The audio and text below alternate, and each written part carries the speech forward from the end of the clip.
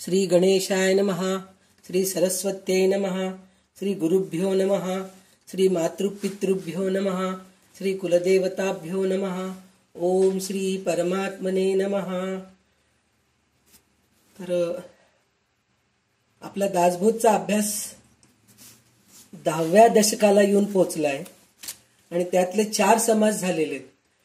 पण खरं तर 8 दशकच सलग लिहिलेले गेलेले आहेत. त्याच्यानंतरचे एक एक संग्रहित करून मग 20 दशक असं केलेले आहे.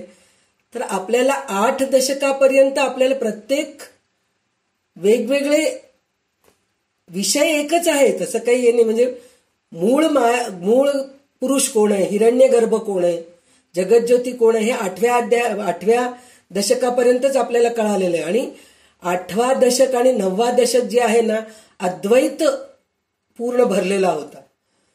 तर तिथपर्यंत आपण हे केलं. पण आता ह्याच्यानंतरचे जे दशक येणार आहेत आपल्याला, ते विषय सारखेच असतात, फक्त थोडे उदाहरण वेगवेगळे असतील. पण आपल्याला परत परत का ऐकायला मिळतंय, रामदास स्वामी प्रत्येक वेळेस परत का सांगतायत, तर आपण तेवढे मंद बुद्धीचे आहोत. म्हणून आपल्या बुद्धीत शिरण्यासाठी म्हणून स्वामींचं केलेलं खटपट आहे. म्हणजे इतकंदा समजून सांगायचं. हेच अनुभव आपल्याला भगवद्गीतेत पण येतं. निष्काम कर्म करा असं प्रत्येक वेळेस सांगण्यात येतं. आणि अपेक्षा ठेवू नका कोणाजवळून, हे असं सगळं आपल्याला भगवंत त्याच्यात सांगतात. ज्ञानेश्वरीमध्ये पण तेच आहे. आपल्याला ह्या गोष्टीचा आपण कंटाळा करून चालत नाही. कारण काय म्हणून म्हणलं तर प्रत्येक वेळेस इतकं सांगूनही पुन्हा आपण संसारातच गुंततो. आणि संसारात गुंततो म्हणजे मुद्दा म्हणून गुंतायचं नाहीये, पण आपल्या कर्तव्याला जे कर्म आलंय, जे आपल्याला करणं जरुरी आहे, ते तर करायलाच पाहिजे. तिथं आपण कंटाळा करून चालत नाही. कारण आपल्याला कर्मामध्ये सांगितलेलं आहे, कर्तव्य कर्म सोडू नये, नित्य कर्म करायला पाहिजे, नैमित्तिक कर्म करायला पाहिजे, हे आपल्याला सांगितलेलं आहे. तर कर्म करत असताना कंटाळा करून चालत नाही. पण नुसतंच कर्म करत बसतो आम्ही, ह्याच्यात येत नाही, आम्ही अध्यात्मामध्ये येत नाही, अध्यात्माचे ग्रंथ आम्हाला कंटाळा येतो असं म्हणून चालत नाही. आपण मनुष्य जन्माला आल्यानंतर चांगलं काहीतरी करून जावं, हे आपल्या मनात पहिल्यापासून यायला पाहिजे.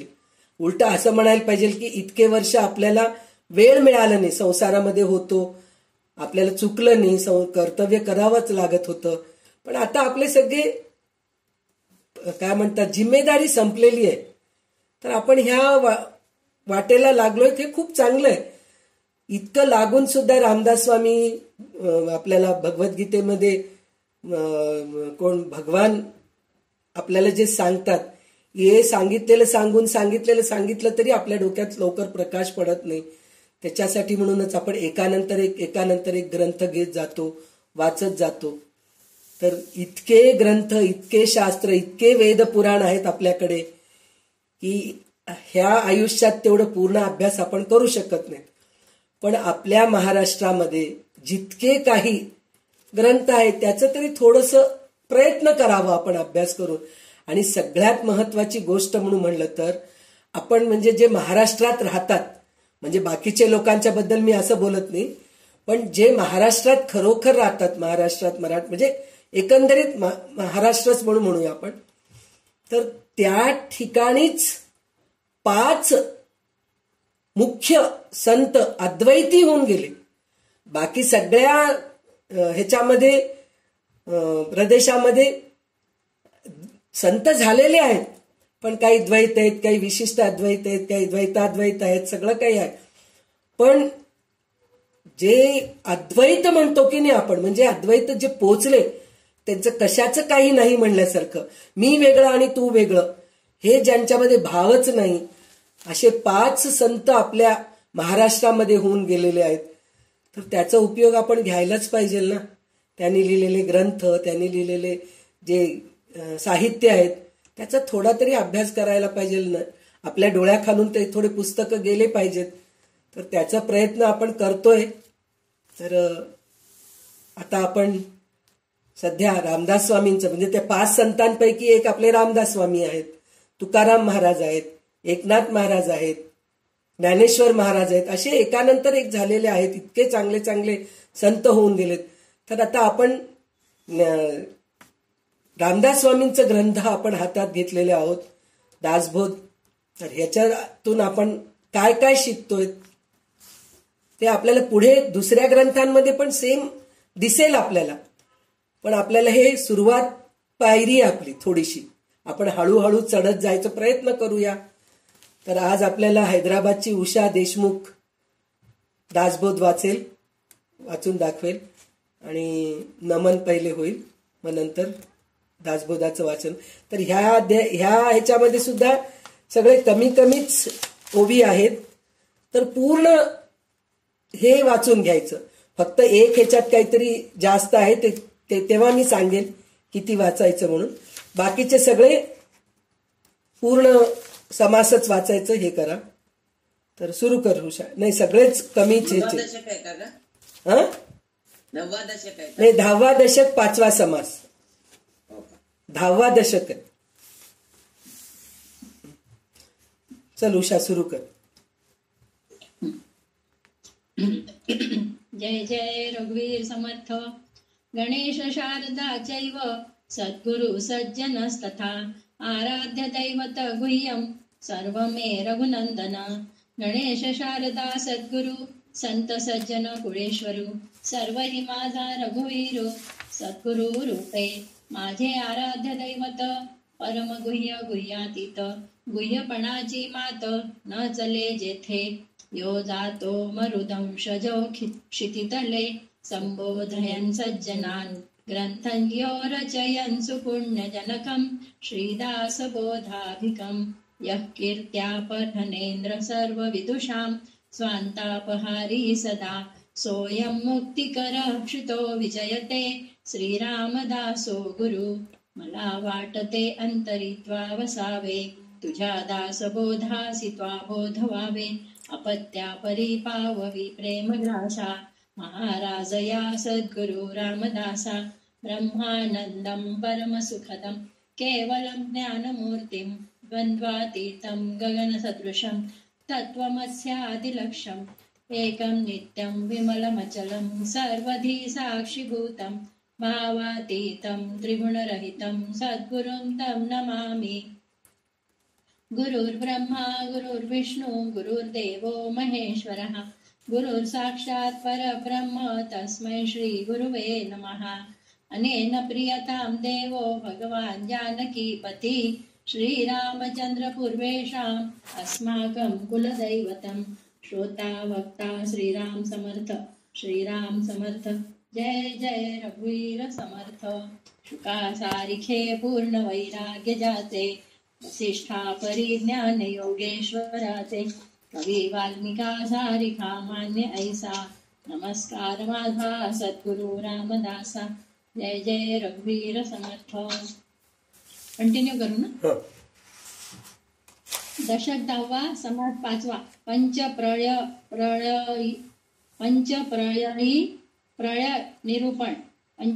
निरूपण. ऐका प्रळयाचे लक्षण. पिंडी दोन्ही प्रळय जाण. एक निद्रा एक मरण देहांत काळ श्रीराम. देहधारक तिन्ही मूर्ती निद्रा जेव्हा संपदिती. तो निद्रा प्रळय शोती ब्रह्मांडीचा जाणावा श्रीराम. तिन्ही मूर्तीस होईलांत ब्रह्मांडास मांडेल कल्पांत. तेव्हा जाणावा नेमस्त ब्रह्म प्रळये झाला श्रीराम. दोन्ही पिंडी दोन्ही ब्रह्मांडी चारी प्रळय नवखंडी. 5वा प्रळय उदंडी जाणीजे विवेकाचा श्रीराम. ऐसे हे 5ही प्रळय सांगितले येथान्वये.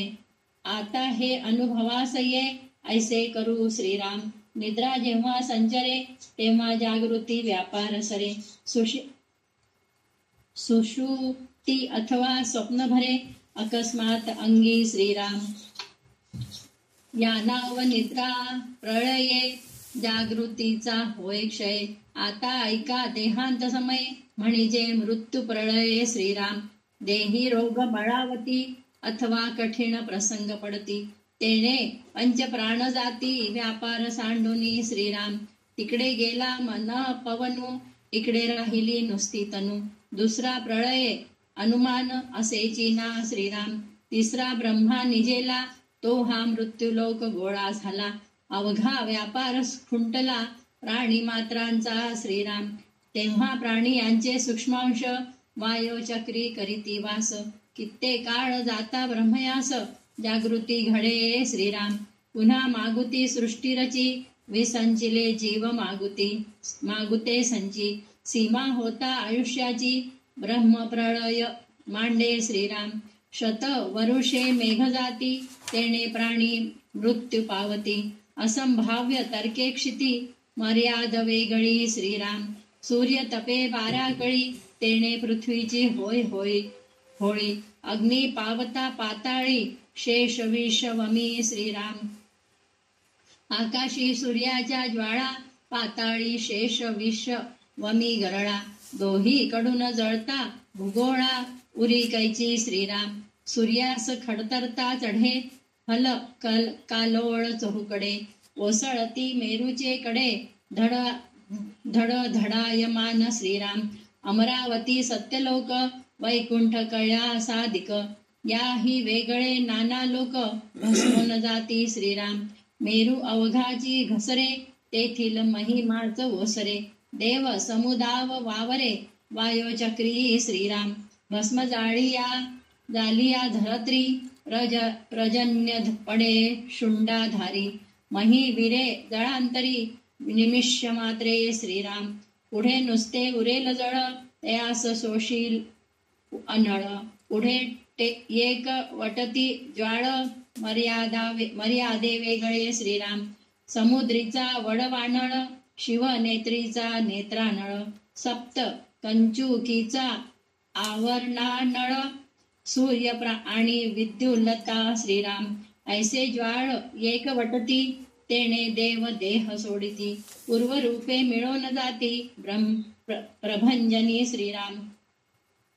तो वारा झडपी वैश्वानरा, वन्ही विझेल एकसरा. वायो धावे सैरावैरा, परब्रह्मी श्रीराम. धूम्र वितुळे आकाशी, तैसे होईल समीरासी. बहुतांमध्ये थोडियासी, नाश बोलिला श्रीराम. वायो वितुळाच जाण, सूक्ष्म भूते आणि त्रिगुण. ईश्वर सांडी अधिष्ठान, निर्विकल्पी श्रीराम. तेने जाणीव राहिली, आणि जगज्योती निमाली. शुद्ध सारांश उरली, स्वरूप स्थिती श्रीराम. जितुकी काही नाम विधाने, तये प्रकृतीचे निगुणे. प्रकृती नसता बोलणे, कैसे बोलावे श्रीराम. प्रकृती असता विवेक कीजे, त्यास विवेक प्रळय बोलिजे. पाचही प्रळय ओजे, तुझ निरोपले श्रीराम. इथे श्रीदास बोधे गुरु शिष्य संवादे, पंच प्रळय निरूपण नाम. समास पाचवा श्रीराम. समर्थ श्रीराम. तर इथे 5 प्रळयांच्या बद्दल आपल्याला सांगितलेलं आहे. म्हणजे आपल्याला कसं एक एक ह्याच्यातून आपल्याला घेऊन जात आहेत. म्हणजे पहिले सृष्टी कशी निर्माण झाली, मग त्याची स्थिती कसं केल्याने विष्णूनी, ब्रह्मानी सृष्टी निर्मिती केली हे आपल्याला काल आपण वाचलो. नंतर मग विष्णूनी स्थिती कसं केलंय, म्हणजे पालन कसं करतायत त्याच्याबद्दल वर्णन झालं. आता रुद्र संहार कसा करतो ह्याच्याबद्दल पण आपल्याला, म्हणजे हे आपण म्हणतात ना, हे माया खोटी आहे आणि ब्रह्म सत्य आहे. ब्रह्मसत्य जगन्मिथ्या हे आपल्याला जे नेहमी आपण ऐकतो, तर त्याच्यावरून हे कळतं आपल्याला की सृष्टी निर्माण झाली की पालन होतं. पालन झालं की मग ती किती दिवस राहणार आहे, त्याचा अंत व्हायला पाहिजे ना, नाहीतर मग वाढतच जाईल, सृष्टी वाढतच जाईल. तर त्याचा अंत होण्यासाठी म्हणून मग प्रळय व्हायला पाहिजे. तर अशा प्रकारे प्रळयाचं पण वर्णन केलेलं आहे. पण त्या 5 प्रळयामध्ये सुद्धा 5 प्रकार सांगितलेले आहेत. म्हणजे किती छान त्यांचं कल्पना आहे ह्या गोष्टीचं. आपण म्हणजे अशी बुद्धी आहे म्हणूनच ते रामदास झालेले आहेत, समर्थ झालेले आहेत. नुसतं रामदास नाही आहेत, ते समर्थ रामदास. म्हणजे आता आपण इतके दिवस संत ज्ञानेश्वर म्हणतो, संत तुकोबा म्हणतो, संत एकनाथ म्हणतो, प्रत्येक संतांच्या पुढे संत संत संत नाव आहे. पण रामदास स्वामींच्या समोर समर्थ रामदास आहेत. ते समर्थ कशासाठी आहेत, म्हणजे असे विचार त्यांच्या डोक्यात येतात. म्हणजे दुसरे संत त्यांच्या डोक्यात विचार येत नाही असं मला म्हणायचं नाहीये, पण समर्थ हे कशासाठी झालेत म्हणजे ते आपल्याला छोट्या छोट्या छोट्या छोट्या गोष्टी समजून सांगत सांगत सांगत सांगत आपल्याला उच्च कोटीला नेता येते. म्हणजे साधारण म्हणजे बद्ध लोक आपल्यासारखे बद्ध म्हणजे त्यातल्या त्यात मी आपल्यासारखं का म्हणतीये तर आता म्हणायचं म्हणून, पण त्यातल्या त्यात मी म्हणते माझ्यासारख्या बद्धाला सुद्धा म्हणजे दासबोध ऐकत शिकत शिकत गेलं तर म्हणजे काय शिकावं आपण, काय कोणचे ग्रंथ वाचलं तर काय मिळतं आपल्याला, म्हणजे काय उपासना केलं तर आपल्याला साक्षात्कार होतो, आत्मसाक्षात्कार होतो, कोणतं साधना केलं तर काय होतं, म्हणजे बद्धाकडून सिद्धाकडे कसं जातो, हे सगळं आपल्याला किती छान लहान मुलांना समजून सांगितल्यासारखं त्यांनी समजून सांगितलेलं आहे. म्हणूनच ते समर्थ आहेत, संत नाही आहेत, समर्थ आहेत. ते रामदास स्वामी समर्थ आहेत. तर 5 प्रळय काय आहे ते आता आपल्याला बघायचे. तर पहिला प्रळय त्यांनी काय सांगितलेलं आहे, निद्रा प्रळय. निद्रा प्रळय म्हणजे काय, आपण रोज झोपतो, रोज रात्री आपण झोपतो. झोपलं की काय होतं म्हणजे दिवसभराचे जे काम करतो सगळं काही करतो ते सगळं प्रळय होऊन जातं. म्हणजे ते सगळं सोडतो आपण आणि मस्त झोपतो. स्वप्नामध्ये झोपीमध्ये स्वप्न पडतं, पुन्हा सकाळी उठतो आपण. सकाळी उठलं की काय होतं, पुन्हा नवीन रुटीन तेच आहे, पण दुसरा नवीन दिवस येतो की नाही आपल्याला. म्हणजे आजचा दिवस प्रळय होऊन गेला आणि उद्याचा दिवस पुन्हा नवीन सृष्टी निर्माण झाली. म्हणजे एक प्रकारचं म्हणतात ना, निद्रा म्हणजे पण एक मृत्यूच आहे. म्हणजे त्यावेळेस आपल्याला काहीच माहित नसतं. गाढ झोप लागल्या त्यावेळेस आपल्याला काही कळतं का. काही काही लोकांची झोप तर अशी असते आजूबाजूला काही गोंधळ चालू झाला तरी त्यांना ऐकू येत नाही. नशीबवान म्हणावं येत, तसं झोप येणं सुद्धा नशीबवानच आहे. म्हणजे ते पूर्ण प्रळय होऊन घेऊन शांत पडलेले आहेत. ते जसं ब्रह्मा असतो की नाही, शांत पडून राहतो, प्रळय होत राहतं आपलं, तसं आपण सुद्धा एक प्रकारचे ब्रह्माच. म्हणजे सगळ्यामध्ये एकच देव आहे हे आपल्याला प्रचिती येतं. तर हे आहे निद्रा प्रळय. आणि दुसरं प्रळय जे आहे मृत्यू प्रळय म्हणून सांगितलंय. माणसाचं मृत्यू म्हणजे सगळं आपलं आयुष्यातलं सगळं काही प्रळय करून सोडून देऊन आपण निघून जातो आणि त्या वायूमध्ये मिसळून जातो. म्हणजे ज्या शक्तीमध्ये आहे, काल आपण जे ऐकलो अभ्यास केलो होतो ना, शक्ती जे सगळ्यात जीवसृष्टी निर्माण करणारी दृश्यसृष्टी निर्माण करणारी जी आहे ती आहे शक्ती. त्या शक्तीला जगत ज्योती म्हणतात, हिरण्यगर्भ म्हणतात, ब्रह्म म्हणतात, आदिशक्ती म्हणतात, आदिमाया म्हणतात. हे सगळं तेच आहे. ते आपल्याला नजरेत दिसत नाही. कसं दिसत नाही, वायू दिसतं का आपल्याला डोळ्याला, नाही दिसत. आपण अनुभवतो वायू, गरम वारं लागले, उष्ण थंड वारं लागले, झाडाचे पानं हलायला लागलेत, हे सगळं आपल्याला दुसऱ्यावर अनुमान करून आपण हे करतो वायूच्या बद्दल. अग्नी दिसते, पाणी दिसते, पृथ्वी दिसते, आकाश दिसते, सगळं दिसतंय, पण वायू दिसत नाही. तर त्याचप्रमाणे आपलं मृत्यू झाल्यानंतर आपलं जीव जे निघून जातं त्या वायूमध्ये मिळून जातं. तर ते मनोमय कोश जे आहे, कालच आपण ह्या सगळ्या गोष्टीचं बोललो होतो. अन्नमय कोश, प्राणमय कोश, मनोमय कोश, विज्ञानमय कोश, आनंदमय कोश किंवा ज्ञानमय कोश, हे आपण काल बघितलेलं आहे. तर हे मनोमय, हे मृत्यू प्रळय जे होतं की नाही, हे आपलं जे मनात जे आपण संकल्प करतो, जसं ब्रह्माने संकल्प केला होता की नाही सृष्टी निर्माण करायचंय, सृष्टी कालच हे सगळं आपण बघितलो.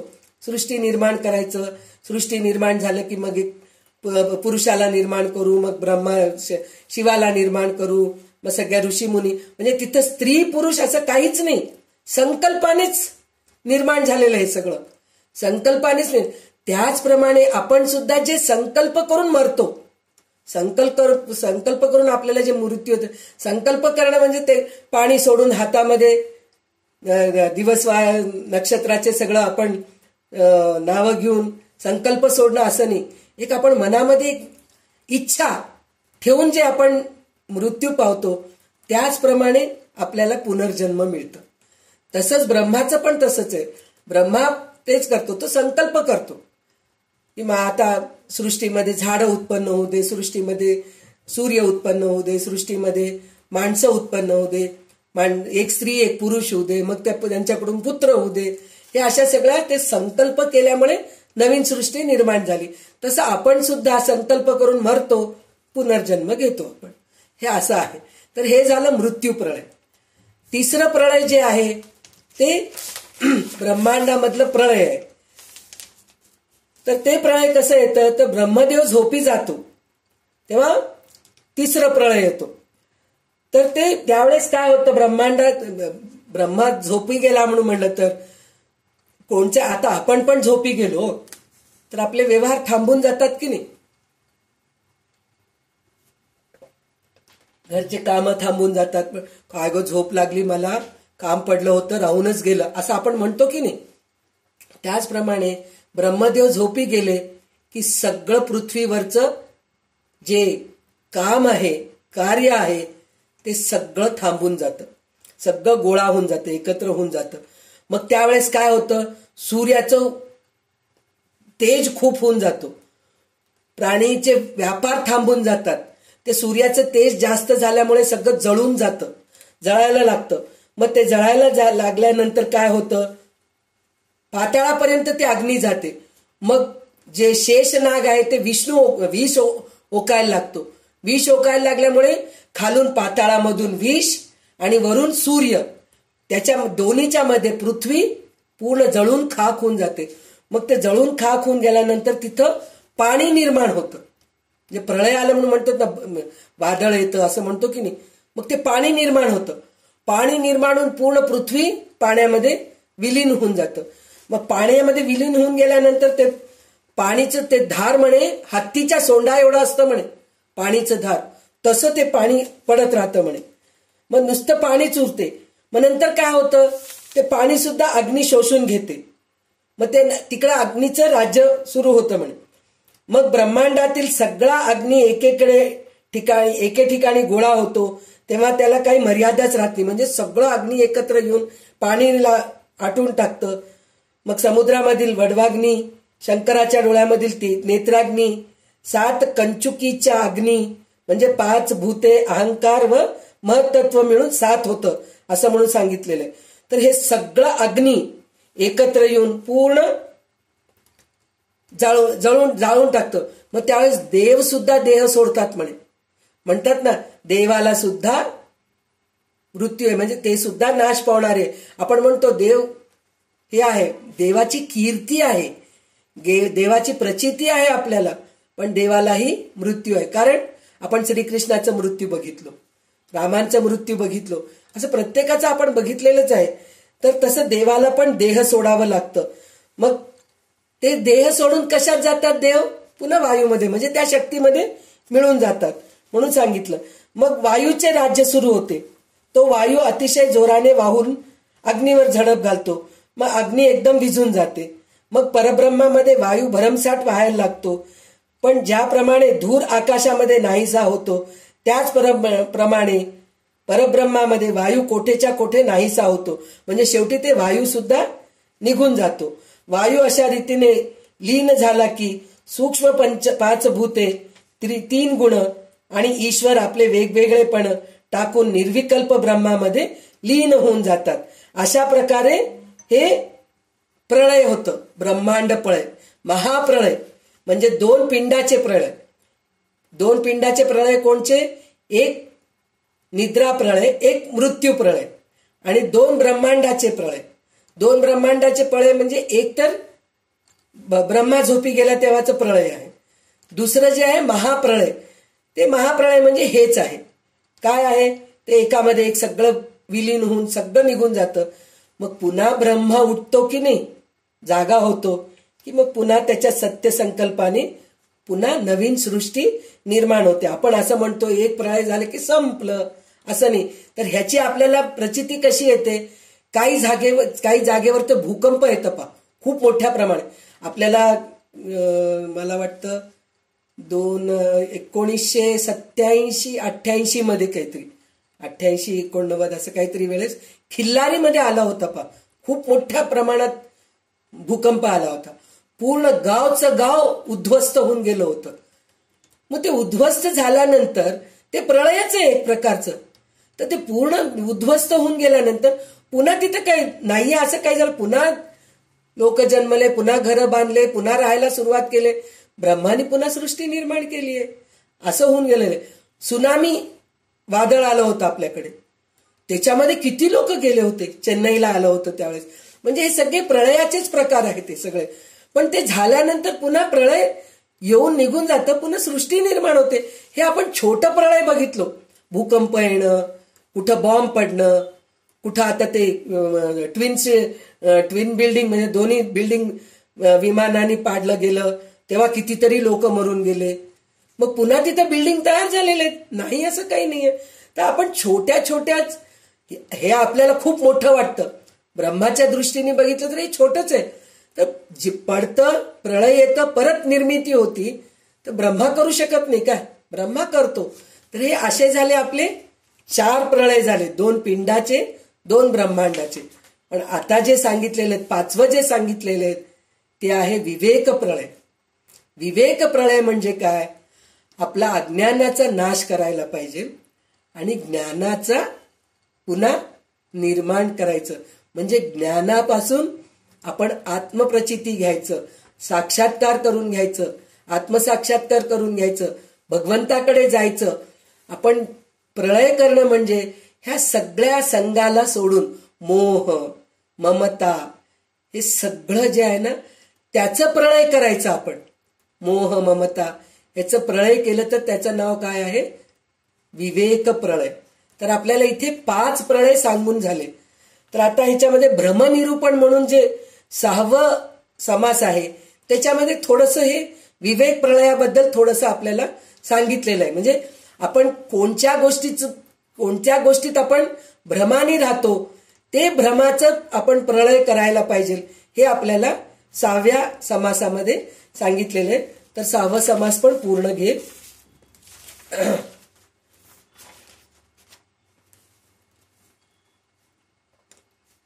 श्रीराम समर्थ. श्रीराम. दशक 6वा समास 6वा ब्रह्मनिरूपण. उपस्थिती संहार याचा निरोपीला व्यवहार. परमात्मा निर्गुण निराकार, जैसा तैसा श्रीराम. होते, वर्तते आणि जाते याचा संबंध नाही येथे. आद्य भव्य अवसानते, संचलेची आहे श्रीराम. परब्रह्म असतची असे, मध्येची हा ब्रह्म भासे. भासे परंतु अवघा नासे, काळांतरी श्रीराम. उत्पत्ती स्थिती संहारत, मध्येही अखंड होत जात. पुढे शेवटी कल्पांत, सकळास आहे श्रीराम. यामध्ये जास विवेक आहे, तो आधीच जाणत आहे. सारा सार विचारे पाहे, म्हणून श्रीराम. बहुत भ्रमिष्ट मिळाले, त्यात उमजल्याचे काय झाले. सृष्टीमध्ये उमजले ऐसे थोडे श्रीराम. त्या उमजल्यांचे लक्षण काही करू निरूपण. भ्रमाहून विलक्षण महापुरुष श्रीराम. ब्रह्मा नसेल ज्यासी, मनी ओळखावे तयासी. ऐक आता भ्रमासी, निरोपी जेले श्रीराम. येळ एक परब्रह्म संचले, कदापि नाही विकारले. त्या वेगळे भासले, ते भ्रमरूप श्रीराम. ज्याशी बोलिला कल्पांत, त्रिगुण आणि पंचभूत. हे अवघेची समस्त भ्रमरूप श्रीराम.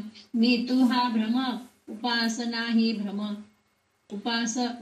भ्रम. ईश्वर भाव हाही भ्रम, निश्चयशी श्रीराम. श्लोक. भ्रमेणाहं भ्रमेण त्वं भ्रमेणापासका जनः. भ्रमेणाश्वर भाव त्वं भ्रममूलमिदं जगत्. या कारणे सृष्टी भासत, परंतु भ्रमची हा समस्त. यामध्ये जे विचारवंत, तेची धन्य श्रीराम. आता भ्रमाचा विचारू, अत्यंतची प्रांजळ करू. दृष्टांतद्वारे विवरू, श्रोतयासी श्रीराम. भ्रमण करिता दूरी देसी, दिशा अंबुली आपणासी. का ओळखी मोडे दिवलगासी, या नाव भ्रम श्रीराम.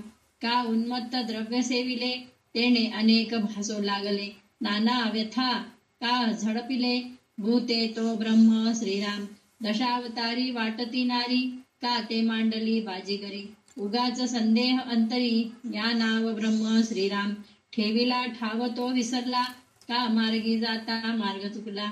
पट्टणामध्ये भांबावला, या नाव भ्रम श्रीराम.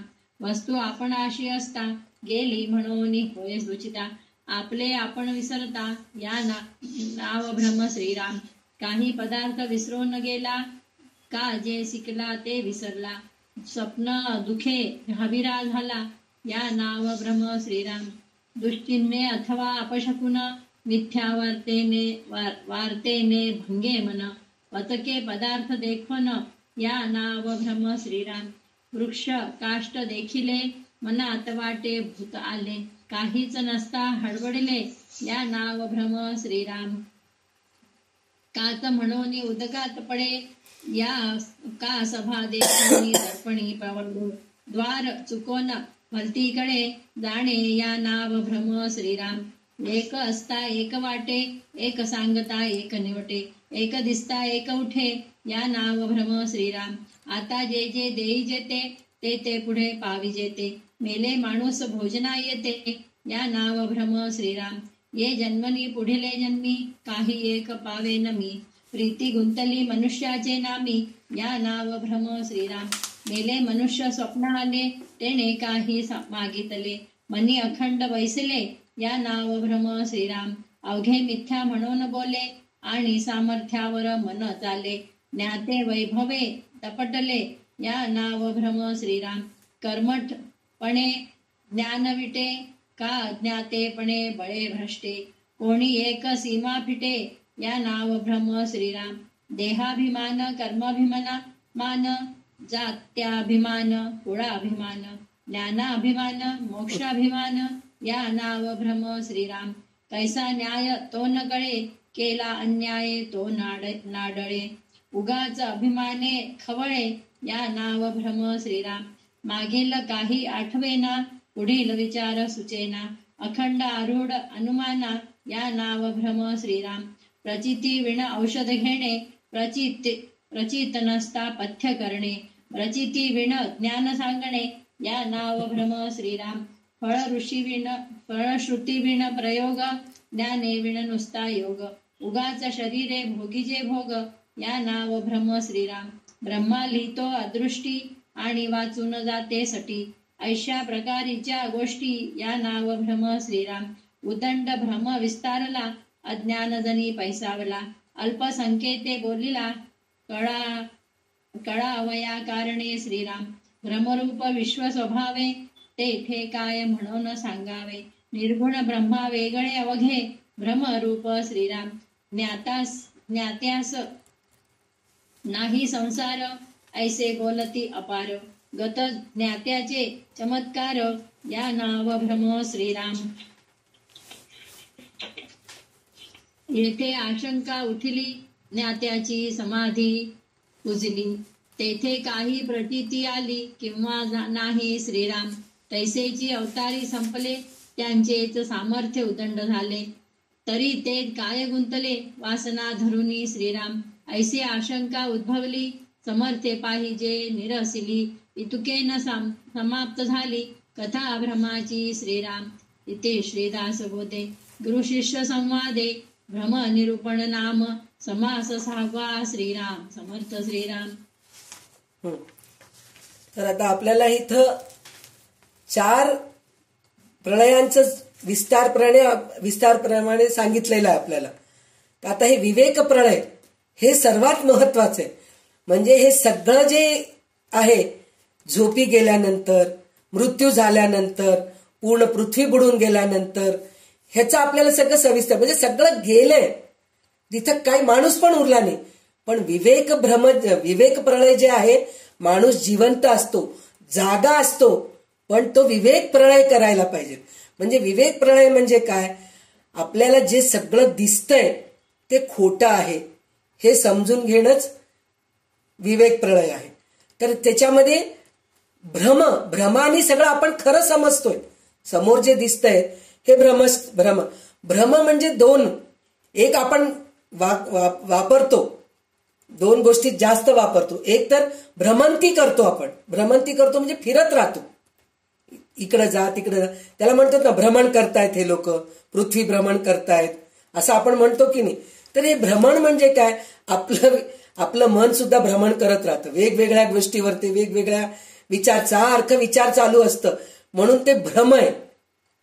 भ्रमण करत राहतं आपलं मन, म्हणून ते भ्रमच आहे. ते भ्रम दूर करायला पाहिजे, एका गोष्टीवर स्थिर व्हायला पाहिजे. अचल म्हणून आपण म्हणतो ना, भगवंत अचल आहेत, निश्चल आहेत, असं आपण जे म्हणतो. म्हणजे अचल आणि निश्चल म्हणजे डोंगर अचल आहे, निश्चल आहे, चालत नाही, घर चालत नाही, तसं नाही. चलत राहायला पाहिजे, आपण कर्म करायला पाहिजे. आळशीसारखं पडून राहणं त्याला निश्चल म्हणायचं नाही. आपली बुद्धी स्थिर करायला पाहिजे, अचल करायला पाहिजे, निश्चल करायला पाहिजे. सतत विचार डोक्यामध्ये, हे करू का, ते करू का, हे करू का, ते करू का, हे नकोय, हे म्हणजेच ह्याला भ्रम म्हणतात. हे भ्रम आहे. आणि दुसरं, जो माणूस वेडवाकड काहीतरी बोलत राहतो, त्याला काय आठवत नाही, काय भ्रमिष्ठ झालाय बघ म्हणतो की नाही आपण, ते भ्रमिष्ठ म्हणलं तरी भ्रमच आहे, म्हणजे त्याला काही कळतच नाहीये. तर हे सगळं भ्रम दूर करायचं आणि विवेक वापरून ज्ञान संपादन करून घ्यायचं, म्हणजे तिथं विवेक प्रलय म्हणता येतं. म्हणजे इथं आपल्याला बघा, पुन्हा रामदास स्वामी आपल्याला काय सांगतायत, विवेकाने वागा. विवेकाने काय चांगलं आहे ते तुमचं तुम्ही शोधून बघा. विवेकाने, आता काल जे म्हणले होते मी, आता आपण जे साधक आहोत, छोट्या छोट्या गोष्टी म्हणजे आपण अभ्यास करत आहोत. जर आपल्याला एकदम शंकराचार्यांचं संस्कृताचं जर साहित्य आणून आपल्या समोर ठेवलं आणि बोला त्याच्यावर, त्याचा अभ्यास करा, म्हणजे आपल्या डोक्यात शिरेल काय? तेवढं आपल्याला करायचंय. तर आपल्याला हळूहळू पहिले मराठीतून आपण जाऊ ना, मग संस्कृतापर्यंत जाऊ आपण. तर आपल्याला इतकं छान रामदास स्वामींचं ग्रंथ मिळतंय. तर म्हणल्याप्रमाणे ताटामध्ये सगळं पंचपक्वान्न वाढून ठेवलेलं आहे, पण मला बीपी आहे, मला शुगर आहे, मी काय खायला पाहिजे हे माझं मला कळायला पाहिजे ना. तसं आपल्या डोळ्यासमोर इतके शास्त्र वेद ग्रंथ पडलेले आहेत, त्याच्यामध्ये कोणचा ग्रंथ घ्यायचं, कोणचा अभ्यास करायचं हे आपलं आपण ठरवायचं, आपलं आपण ठरवून त्याच्यावर अभ्यास करायचंय. तर आता मी दासबोध ग्रंथ इतकं सोपं रामदास स्वामींनी आम्हाला छान समजून सांगितलेलं आहे, सोप्या भाषेमध्ये इतकं छान समजून. पहिले आम्ही ह्याचा अभ्यास करू ना, नंतर जाऊ हळूहळू पुढे आम्ही. म्हणून रामदास स्वामींचं ग्रंथ पहिलीतलं आहे, दुसरीतलं आहे असं नाहीये. खरं तर हे खूप मोठं आहे, पण आपल्याला समजायसारखं आहे. म्हणजे आपण म्हणतो ना, आपली आई 5 मुलांना एकच आई जन्म देते, पण त्यात 5ही मुलांचे स्वभाव एकसारखे असतात का? काही मुलांना रट्टे देऊन समजून सांगावं लागतं. एक मुलगा असा असतो, तो ऐकतच नाही, 2 लगावल्याशिवाय तो ऐकत नाही. एक मुलगा असा असतो, नाही रे बाळा असं नाही रे, ते छोट्या भावाला ठेव ना, तुझा मोठा भाऊ अजून नाही समजत आहे, त्याला हळू समजून सांगावं लागतं. पण आई सगळ्यांना समजून सांगायचं काम करते, पण काहींना रट्टे देते, काहींना समजून सांगते, काहींना खाऊ देऊन म्हणजे लालूच देऊन करायला लावते. त्याचप्रमाणे आपल्याला सगळे संत असे ग्रंथ दिलेले, तर हे ग्रंथ वाचलं तर हे आपल्याला मिळतं. तर आपण अशा प्रकारचे आहोत की गोड बोलून तोंडात घास, म्हणजे कसं, तू चाणी आहे बेटा, तू गोड आहेस, तू किती शोणी आहेस, असं करत करत आपल्याला जेवू घालतात की नाही, तसं रामदास स्वामी आपल्याला छोटं छोटं करून जेवतात. म्हणजे इथं आपण विवेक वापरून हा ग्रंथ आपण हातात घेतलो आणि ह्या ग्रंथाचा आपण अभ्यास करतोय. म्हणजे दुसरे ग्रंथ हे अभ्यास करू शकत नाही असं नाहीये, पण आपण हळूहळू करत करत पुढे जायचंय आपल्याला. तर आपल्याला हे विवेकाने आपण हे ग्रंथ हातात घेतलेलं आहे.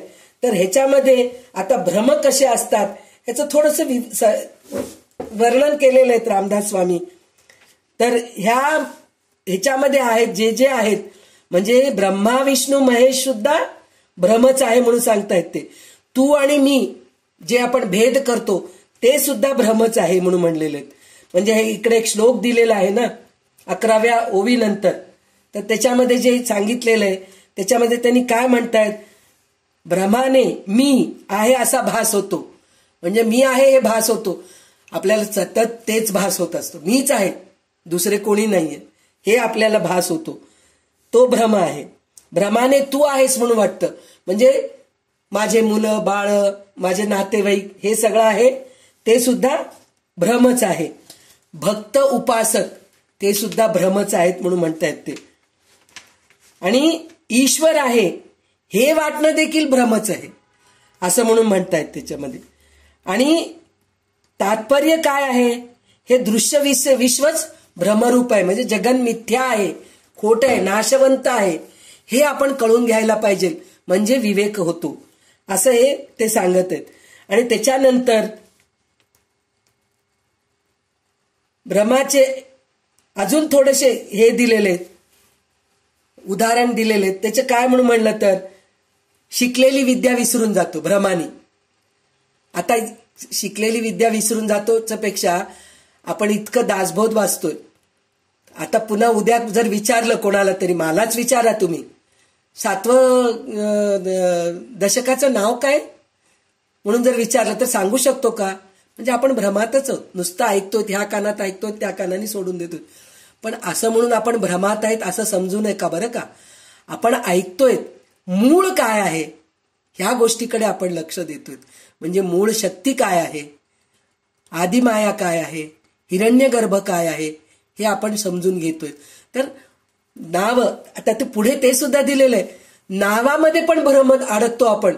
म्हणजे प्रत्येक माणसांचे नावं आहेत की नाही, तसंच आपण ग्रंथांचे नावं, हे दासबोध आहे, ज्ञानेश्वरी आहे, हे तुकारामाचे गाथा आहे, हे सगळं आपण नावामध्येच, पण सगळ्यामध्ये एकच तत्व दडलेलं आहे हे आपण लक्षात ठेवायला पाहिजे. हे विवेक प्रलय आहे. तर ह्या गोष्टीमध्ये तुम्ही अडकू नका. आणि त्यांनी त्याच्यामध्ये ते आता त्या काळामध्ये बायका नट्या नव्हत्या, ते फक्त पुरुषच बायकांसारखं वेशभूषा घालायच्या. तर पुरुष बाई झालेले बघून आपण ती बाईच आहे म्हणून भ्रमात राहत होतो असं म्हणून त्यांनी इथं वर्णन केलेले आहेत. असे बऱ्याचशा गोष्टी त्यांनी झाड रात्री आपण गच्चीवर झोपायचो पहा, तर त्यावेळेस झाड हलत होतं. झाड हलत असताना ते काहीतरी माणूस बसलाय की काय तिथं असं आपल्याला भ्रम व्हायचं, भीती वाटायची. ते पण एक भ्रमच आहे. अजून एक काय, आपण आकाशामध्ये बघतो तर ढग जे आहेत ना, वेगवेगळे आकार धारण करतात. काही वेळेस ढग हत्तीसारखं दिसतं, काही वेळेस डोंगरासारखं दिसतं, काही वेळेस सस्यासारखं दिसत राहतं. म्हणजे हे सगळं भ्रमच आहेत आपल्याला. हे सगळं हे भ्रमामध्येच आहे. आणि विसरून जातो, जे आपण आठवण ठेवायच्या त्या गोष्टी विसरून जातो, म्हणजे भ्रमिष्ठ होतो आपण. हे सगळं भ्रमच आहे म्हणून सांगितलेलं आहे.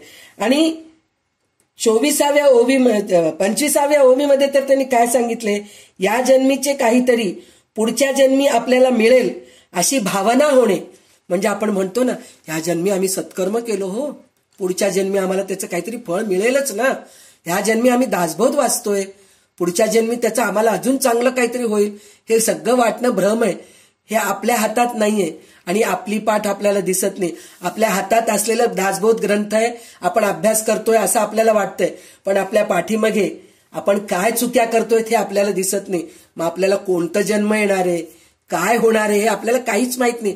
हे सगळं भ्रमाचेच प्रकार आहेत म्हणून सांगितलंय. आणि माणसाच्या नावातच प्रेम गुंतून राहणे हे पण भ्रमच आहे.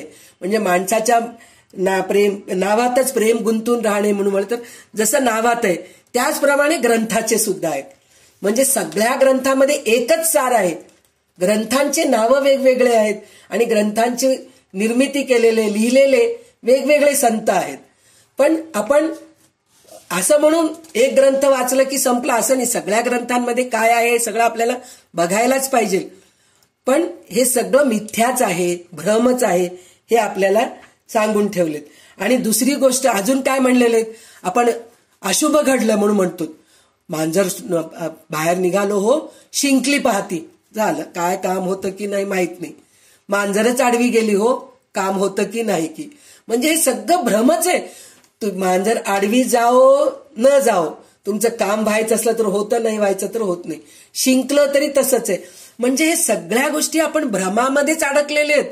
मी देवाची पूजा करते हो, खूप करते, मला चांगलं मृत्यू यायला पाहिजे म्हणून मी करते, असं आपण सगळं विचार करतो. आता आपल्या ग्रुपमधलेच काल रेखाताई गेले, त्यांच्यासारखं मृत्यू येणं म्हणजे खरोखर किती जन्माचं त्यांनी पुण्य करून घेतले असतील. तर तसं तर हे आपण विचार केलो का, म्हणजे रेखाताई खूप त्रास भोगले हो, त्यांना खूप त्रास झालं, पण ते 6 महिन्यापूर्वी ते भोगले होते त्रास. पण आता शेवटचे 6 महिने जे होते ते खूप छान होते. चांगलं बोलत होते, चांगलं चालत होते, काहीच त्रास नव्हतं. अचानक त्यांना हार्ट अटॅक यावं, हार्ट फेलच एकदम आणि जावं. म्हणजे विचार करा, म्हणजे हे सगळं म्हणतो आपण, अरे किती त्रास झालं, किती हे झालं, त्यांची मृत्यू कशी आली, हे सगळं भ्रमच आहे एका प्रकारचं बघितलं तर त्याच्यासाठी म्हणून ह्या भ्रमातून बाहेर निघावं तर विवेक प्रलय होतो असं म्हणून सांगितलेलं आहे.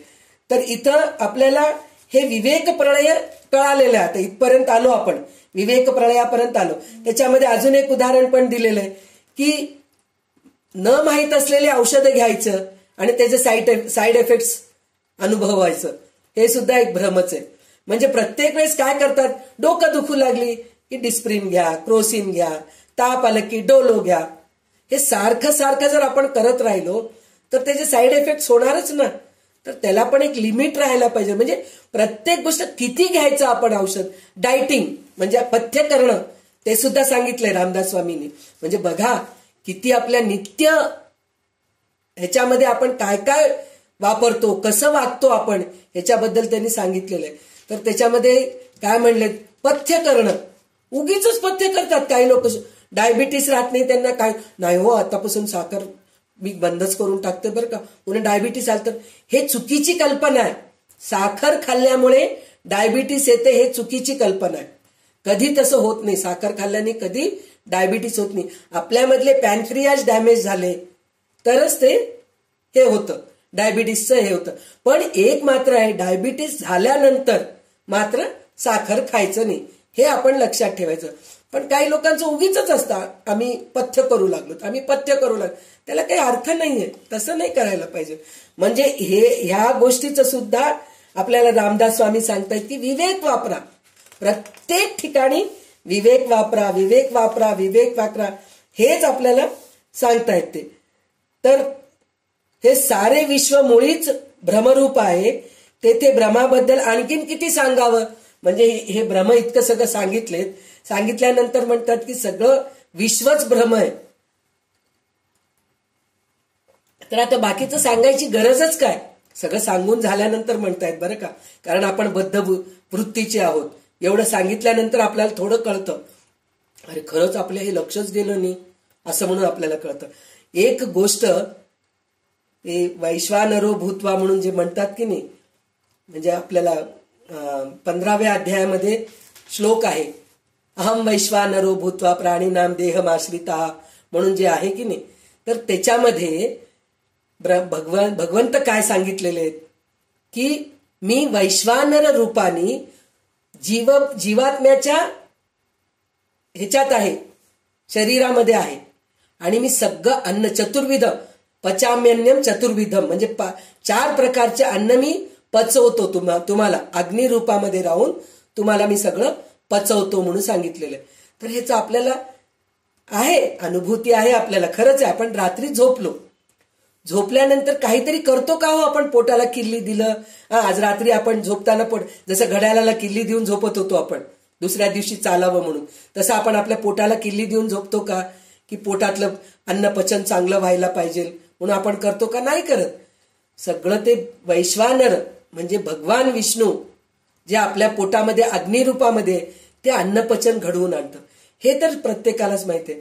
पण एक सूक्ष्म गोष्ट आपण त्याच्यामध्ये विचार केलो आपण तर त्याचं काय आहे, आपण औषधं घेतो पहा. एक गोळी घेतो, छोटी असती गोळी, काही मोठ्या असतात काही छोटी असती, एवढेच असतात. त्यातल्या त्यात होमिओपॅथीचे साबुदाण्याचेच गोळ्या छोटे छोटे असतात. ते आपल्याला पोट दुखू लागलं म्हणून घेतो, किंवा पाठ दुखू लागलं म्हणून घेतो, किंवा हातपाय दुखू लागलं म्हणून घेतो, पोटात मळमळ होऊ लागले म्हणून, जुलाब होत आहेत म्हणून घेऊ लागलो. पण जे गोष्ट होते त्याच गोष्टीवर ते औषध काम करतं. हे कसं करतं हो. तर हेच शक्ती आहे, हेच वैश्वानर आहे, हीच अग्नी आहे.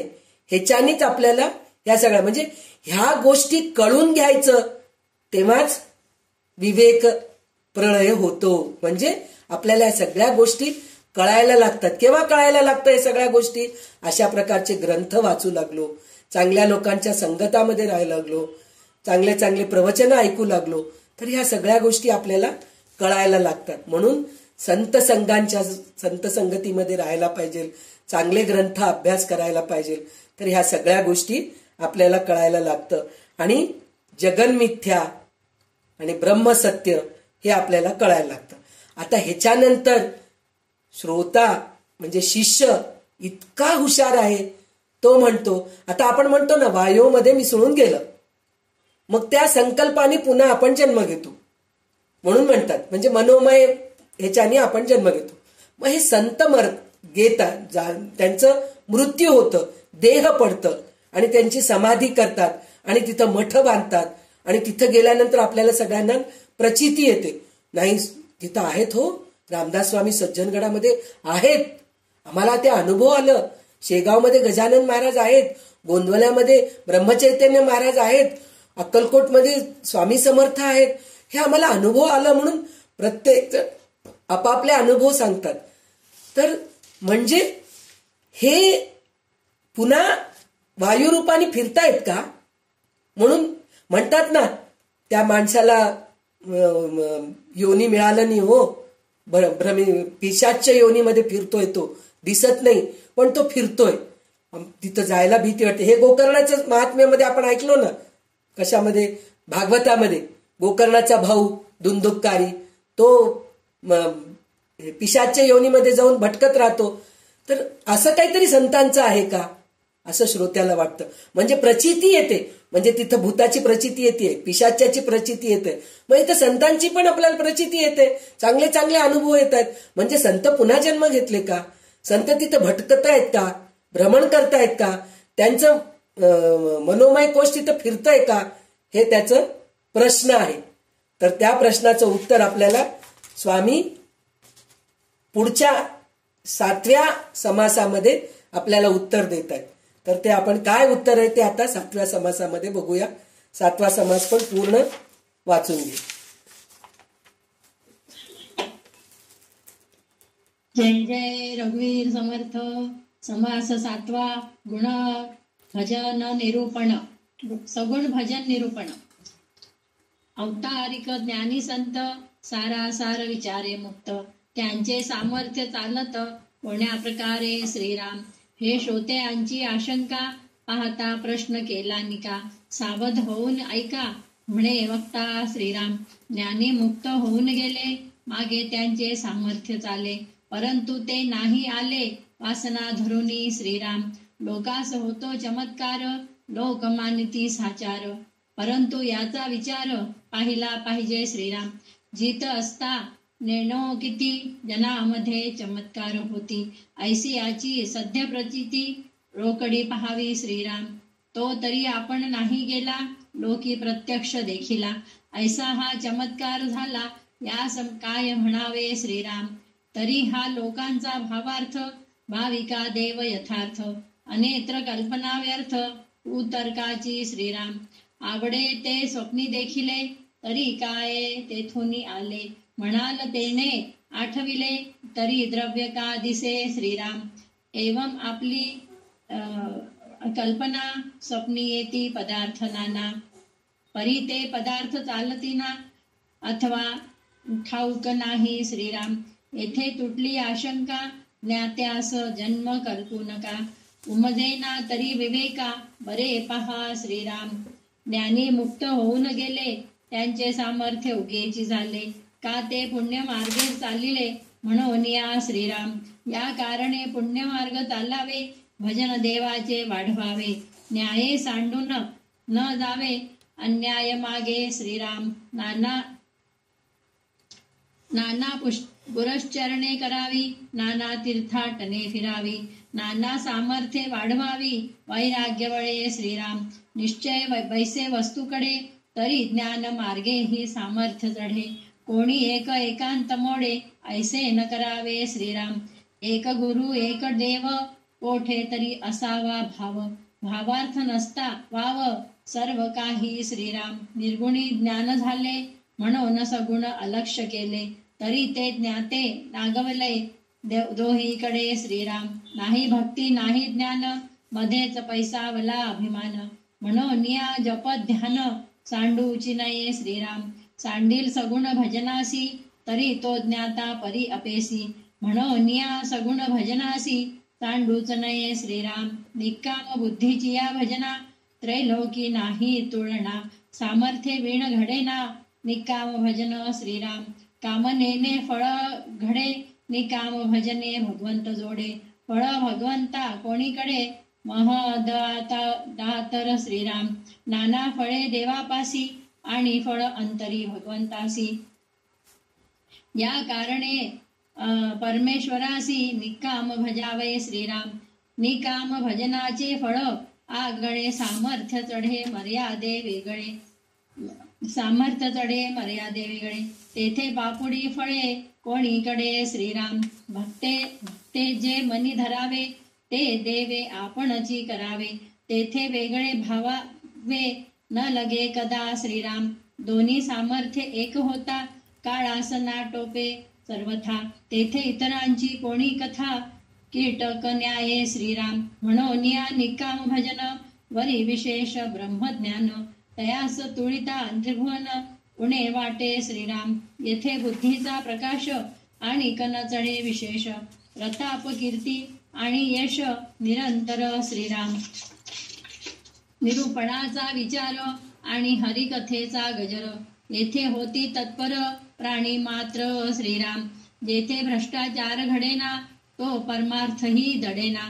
समाधान बिघडेना निश्चयाचे श्रीराम. सारासार विचार करणे न्याय अन्याय अखंड पाहणे. बुद्धी भगवंताचे देणे पालटेना श्रीराम. भक्त भगवंती अनन्य त्यासी बुद्धी देतो आपण.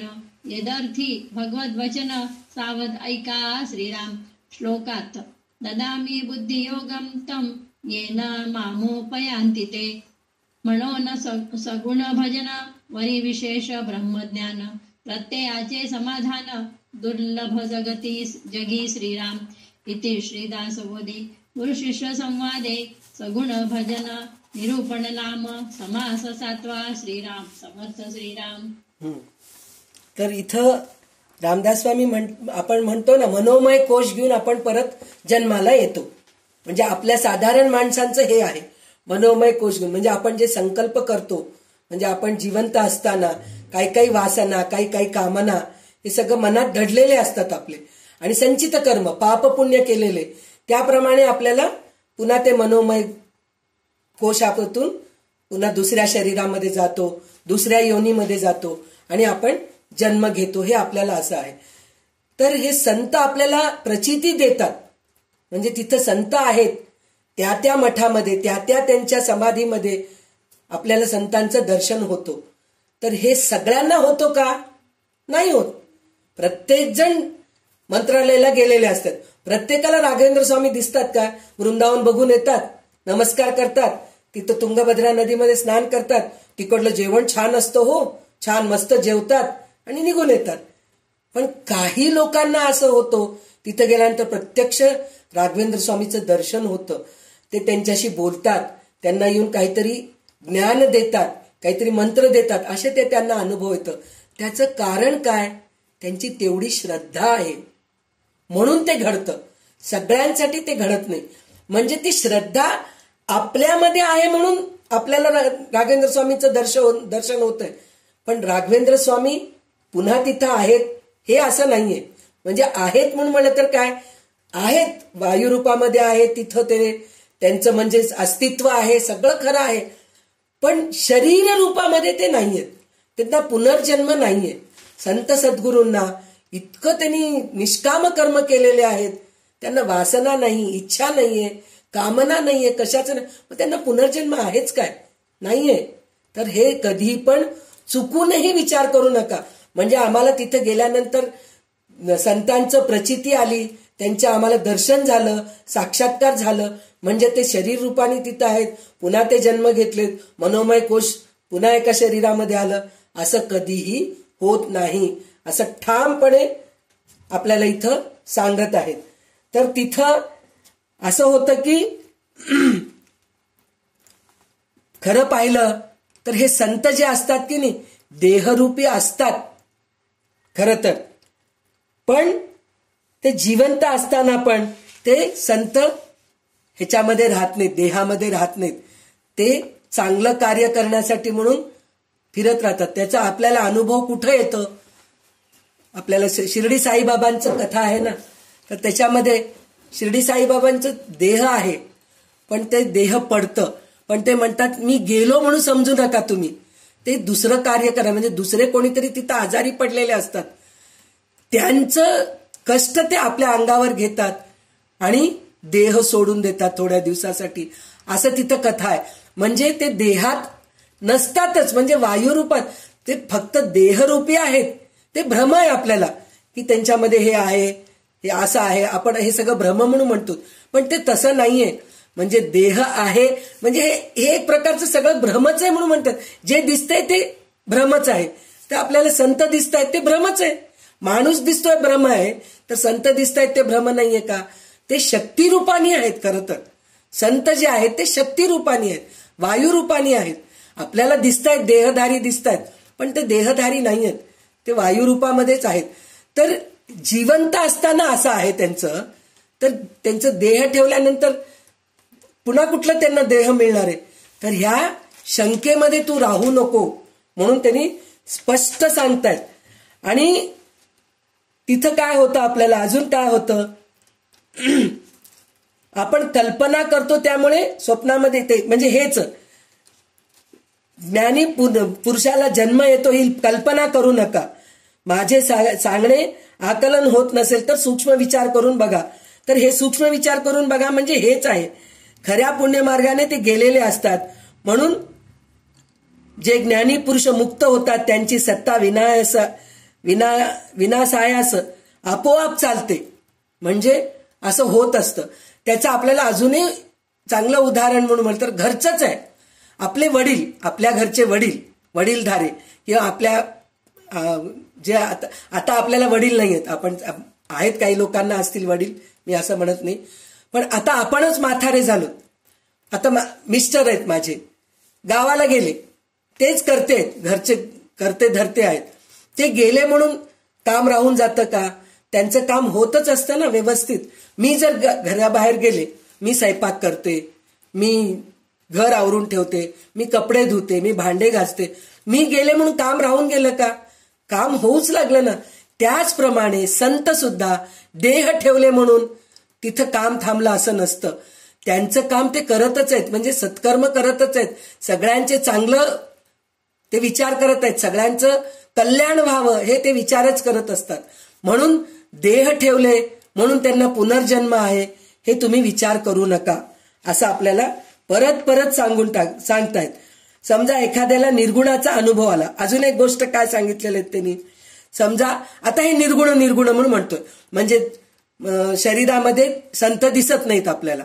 त्या मठामध्ये गेलं तर, त्यांच्या त्या समाधीजवळ गेलं तर देहरूपामध्ये आपल्याला दिसत नाही, पण प्रचिती येते म्हणून म्हणतोय. तर आता निर्गुण झालो आम्ही, आम्हाला निर्गुणाचा अनुभव आलाय, मग आम्ही सगुण भजत नाहीत असं म्हणून म्हणतात. काही लोक असं म्हणतात, म्हणजे आम्हाला हे निर्गुणाचा अनुभव आलाय, मग आता सगुण भजन करायचं गरजच काय असं म्हणून म्हणतात. तर त्याचं काय उत्तर आहे, आपण शरीरधारी लोक आहेत. तर शरीरधारी लोक असल्यानंतर जेवतो की नाही रोज, सकाळी पाहिजे, सकाळी नाश्ता पाहिजे, व्हेरायटी, पुन्हा दुपारी जेवण पाहिजे, रात्री झोपताना सकाळचंच भाजी पोळी नको, रात्री काहीतरी वेगळंच करू, ते रात्री पाहिजे. परत झोप पाहिजे, मला चांगले कपडे घालायला पाहिजे, सगळं पाहायला पाहिजे. मग सगुण भक्ती का नको? बरं हे सगळं नको. काही संत सत्पुरुष असे असतात, आम्हाला जेवण नको, खाणं नको, पाणी नको, पिणं नको, काय कपडे नको असं असतात. पण आवश्यक कर्म तर होऊच लागलेत ना शरीरामध्ये. श्वासोश्वास होऊ लागले, मलमूत्र विसर्जन होऊ लागले, पोटापुरतं थोडं तरी काहीतरी खात आहेत तुम्ही, हे सगळं करत आहेत. मग सगुण भजन करायला काय त्रास होतोय तुम्हाला? करा ना सगुण भजन. निर्गुणाची जरी तुम्हाला अनुभूती आली, निर्गुण जरी तुम्हाला समजलं, म्हणून तुम्ही सगुणाला सोडू नये. आणि निर्गुणाला ओळखावं हे सगुणामधून गेल्यानंतरच कळणार आहे ना. मग सगुण का सोडता तुम्ही? सगुण सोडू नका, म्हणजे सगुण भजन करा तुम्ही म्हणून सांगितलेले. आणि ते सुद्धा निष्काम भजन करा तुम्ही, निष्काम उपासना, निर्भेळ ब्रह्मज्ञान, निष्काम उपासना केलं तर निर्भेळ ब्रह्मज्ञान मिळतं. निर्भेळ म्हणजे स्वच्छ ब्रह्मज्ञान आपल्याला मिळतं म्हणून सांगितलेले आहे. तर त्याच्यामध्ये कसं केलंय, अत्यंत निष्काम बुद्धीने केलेली म्हणजे कसलीही अपेक्षा न ठेवता केलेली भगवंताची उपासना अनमोल आहे. तिची बरोबरी करणारी वस्तू या विश्वामध्ये नाही. मोठे आत्मबल असल्या वाचून कोणीही माणूस अशी उपासना करू शकत नाही. म्हणजे निर्गुण उपासना, निष्काम उपासना हे करणं म्हणजे खूप अवघड आहे हो. नुसतं भजन म्हणतो आपण, भजन तर सोडून द्या. साधं म्हणलं ना, ह्याच्या अगोदर कितीदा तरी सांगितलेलं गोष्ट आहे. कोणाला तरी आपण वाटीभर भाजी की चटणी काहीतरी देतो, एका वाटीमध्ये एवढंसं घालून देतो काहीतरी, हे मी केलंय म्हणजे ते सुद्धा तिथं अहंकार, मी केलेलं छान झालंय म्हणून मी तुला देतीये. तेच खरं झालेलं आहे, काहीतरी झालेलं जाऊन देतो का आपण? नाही देत. म्हणजे ती ज्यांना देतोय आपण ते चांगलं म्हणावं म्हणूनच आपण वाटीमध्ये घालून देतोय की नाही. बरं, ते दिल्यानंतर त्यांनी येऊन काय आपल्याला म्हणलं नाही, काय ग कसं झालं हे आपण विचार पटकन. मी दिलेली भाजी खाऊन बघितलीस का, कशी झाली होती ग, मस्त होती ना, हे विचारतो. हे विचारल्यानंतर पुन्हा ते वाटी जर तिने रिकामी आणून दिली, एवढं पण कळू नये काय तिला, थोडं वाटीमध्ये काहीतरी चिमूटभर साखर तरी घालून आणून द्यावं ना. हे एक अनुभव. आणि दुसरा अनुभव म्हणजे पहा, हे निष्काम जे असतं की नाही, ह्याच्यामध्ये फार उदाहरण आपण देऊ शकतो. त्याचं अजून एक छोटस म्हणजे आपल्या बायकांचा अहंकार कसा आहे हे एक आपल्याला बघण्याचं म्हणून म्हणलं तर, आपण स्वयंपाक करतो. मला स्वयंपाक करायचा आवड आहे, मी खूप छान स्वयंपाक करते, पण मला वाढायला आवडत नाही. मला वाढणं, उष्ट काढणं, भाजी चिरणं हे सगळं मला आवडत नाही. मला स्वयंपाक करायला आवडतं, पण स्वयंपाक करणं महत्वाचं आहे ना. तिखट घालते, मीठ घालते, आंबट घालते, मग ते सगळं छान बरोबर पडलंय की नाही, मग ते सगळं व्यवस्थित घातल्यानंतर स्वयंपाक छान होतं की नाही. मग मी वाढत नाही, माझे कोणीतरी जावा नंदा कोणीतरी जेवायला वाढतात. वाढल्यानंतर सगळे लोक जेवायला बसतात, पण मी वाढत नसलं तरी मध्ये येते. मध्ये येऊन कशी झाली हो भाजी, मीच केले. हे जे अहंकार आहे, हे मीच केले म्हणून जे असतं की नाही हे असतं. म्हणजे हे वाढणारे केलेत म्हणून समजू नका चुकून सुद्धा, ते नुसतं वाढतायत, स्वयंपाक केलेले नाहीयेत. चहाचं सुद्धा एक जण चहा करून बिचारे सगळं कपमध्ये घालून ट्रे मध्ये सगळं जमून ठेवतात, दुसरेच कोणीतरी येऊन ते चहाचे ट्रे घेऊन जाऊन पाहुण्यांना देतात. तर हिला असं तडफड होत असतं, मी चहा केले, कपमध्ये मी घातले, सगळं मी केले, आणि हिनं आली मोठ्या आयटी मध्ये, चहाचं ट्रे घेतली आणि जाऊन पाहुण्यांना जाऊन दिली. मग तिने जाऊती परत, चहात साखर बरोबर पडलंय ना, आल्याचं चव येते का हो, मी विलायची घातली त्याच्यामध्ये, म्हणजे मी केले. हे जे आहे म्हणजे हे निष्काम कर्म नाहीये, मी करू लागले मला सगळे चांगलं म्हणावं, हे जे वृत्ती आहे ही वृत्ती नाही. ते जे कर्म करतात ते निर्भेळ ब्रह्मज्ञान आपल्याला मिळतं. म्हणजे इच्छा न करता आपण जे वागतो तर ह्या सगळ्या गोष्टीचं आपल्याला चांगलं मिळतं. आणि नंतर अजून एक काय सांगितलेलं आहे त्यांनी, की भगवंतापाशी आपण सर्व अपेक्षा, वासना, मागण्या पूर्ण करण्याचे सामर्थ्य असते. म्हणजे भगवंताकडे हे सगळं असतं. म्हणजे काय वासना, आपल्या मनात काय इच्छा आहे ते पूर्ण करायची त्याची तयारी असती. आपल्याला काय पाहिजे हे त्याला माहित असतं. आपण म्हणावं ना, भगवंता मला काय पाहिजे तुला माहित आहे रे बाबा, यथा योग्यम तथा कुरु. हे आपल्याला शंकराचार्यांनी म्हणलेलं आहे की नाही, शेवटचं अपराध क्षमापण स्तोत्रामध्ये, त्याच्यामध्ये त्यांनी म्हणलेले यथा योग्यम तथा कुरु, म्हणजे मी जसं आहे त्याप्रमाणे मला तू फळ दे. हे आपण म्हणत नाहीत ना, आपण म्हणतो नाही मी एवढं केलं तर मला एवढं पाहिजे, भीक मागतो अक्षरशः देवाला. काय म्हणतो, मी तुला नारळ फोडतो, माझं कार्य होऊ दे, मी तुला 1 रुपये घालतो, जातो तिरुपतीला 1000 रुपये खर्च करून जातो, तिथं हुंडीमध्ये घालायचं 100 रुपये, 101 रुपये घालतो, आणि ते व्यंकटेश्वराला म्हणतो बाबा तुझ्या हुंडीमध्ये मी 101 रुपये घातलो, माझं सगळं कार्य पूर्ण कर. म्हणून हे एक प्रकारचं भीक मागणं आहे. तर रामदास स्वामी काय म्हणतात, भीक मागणाऱ्यांना देव भीक देतो आणि विसरून जातो, पण तुम्ही मुलं व्हा भगवंताचे. म्हणजे मुलं झालं तर काय होतं, जसं आपले आई वडील आपण आपल्या मुलांना काय पाहिजे काय नको हे विचार करून आपणच देतो की नाही मुलांना. मुलगा विचारतो का कोणीतरी येऊन, बाबा मला घर बांधून द्या हो, किंवा मुलगा असतील बाबा, असेही लोक असतील मी म्हणत नाही, पण उत्तमातल्या उत्तमांच्या लोकांचं मी उदाहरण सांगतेय. कोणी विचारतं का बाबा तुमच्या नंतर हे घर मला पाहिजे, वडील जाताना लिहूनच ठेवतात व्हीलमध्ये. नाही लिहून ठेवलं तरी ते वडिलांच्या नंतर ते मुलाला मिळणारच आहे. जर मुलगा जर मागितला तर तिथे वेडेपणच होतो की नाही. म्हणजे ज्याप्रमाणे आपण न मागता आपल्याला हे सगळं मिळते. आणि रोगराई त्यातले त्यात स्पेशली परंपरागत यायचे जे रोगराई आहेत, डायबिटीज आहे, बीपी आहे, हे सगळं आपण विचारत नाही द्या मला म्हणून. आपल्या आईवडिलांना आहे म्हणलं की आपल्याला येतच येतं. तर हे न मागता आपल्याला मिळू लागले तर मागायचं कशाला भगवंताकडे. मागू नका तुम्ही. म्हणून तिथं सांगितलं की निष्काम कर्म करा तुम्ही, न मागता तुम्ही हे करा. म्हणजे निष्काम बुद्धीने केलेल्या उपासनेचे फळ काही औरच असते. निष्काम उपासनाच्या अंगी अमर्या सामर्थ्य साठते. तो वाटेल ते करू शकतो. खरंच भगवंत वाटेल ते करू शकतात हो. आपल्या आईवडीलच आपल्यासाठी वाटेल ते करू शकतात. ते म्हणतात ना आमच्या लहानपणी हे सगळं मिळालं नाही पण तुमच्यासाठी आम्ही हे सगळं करतोय. आपण सुद्धा आपल्याला वाटतं आमच्या लहानपणी हे सगळं नव्हतं हो. आपल्या लहानपणी आपल्याला एका घरामध्ये 50 लोक राहत होतो. पण आता आपण प्रत्येक मुलाला एक एक घर देतोच आहेत ना. कष्ट करून की काहीतरी करून धडपड करून एक एक मुलाला काही नाही तरी नाही जाऊ दे एक घर तर आहे. आपण द्यायसारखं काहीतरी सोनं नाणं काहीतरी देतोय. म्हणजे हे न मागता मिळतंय ना.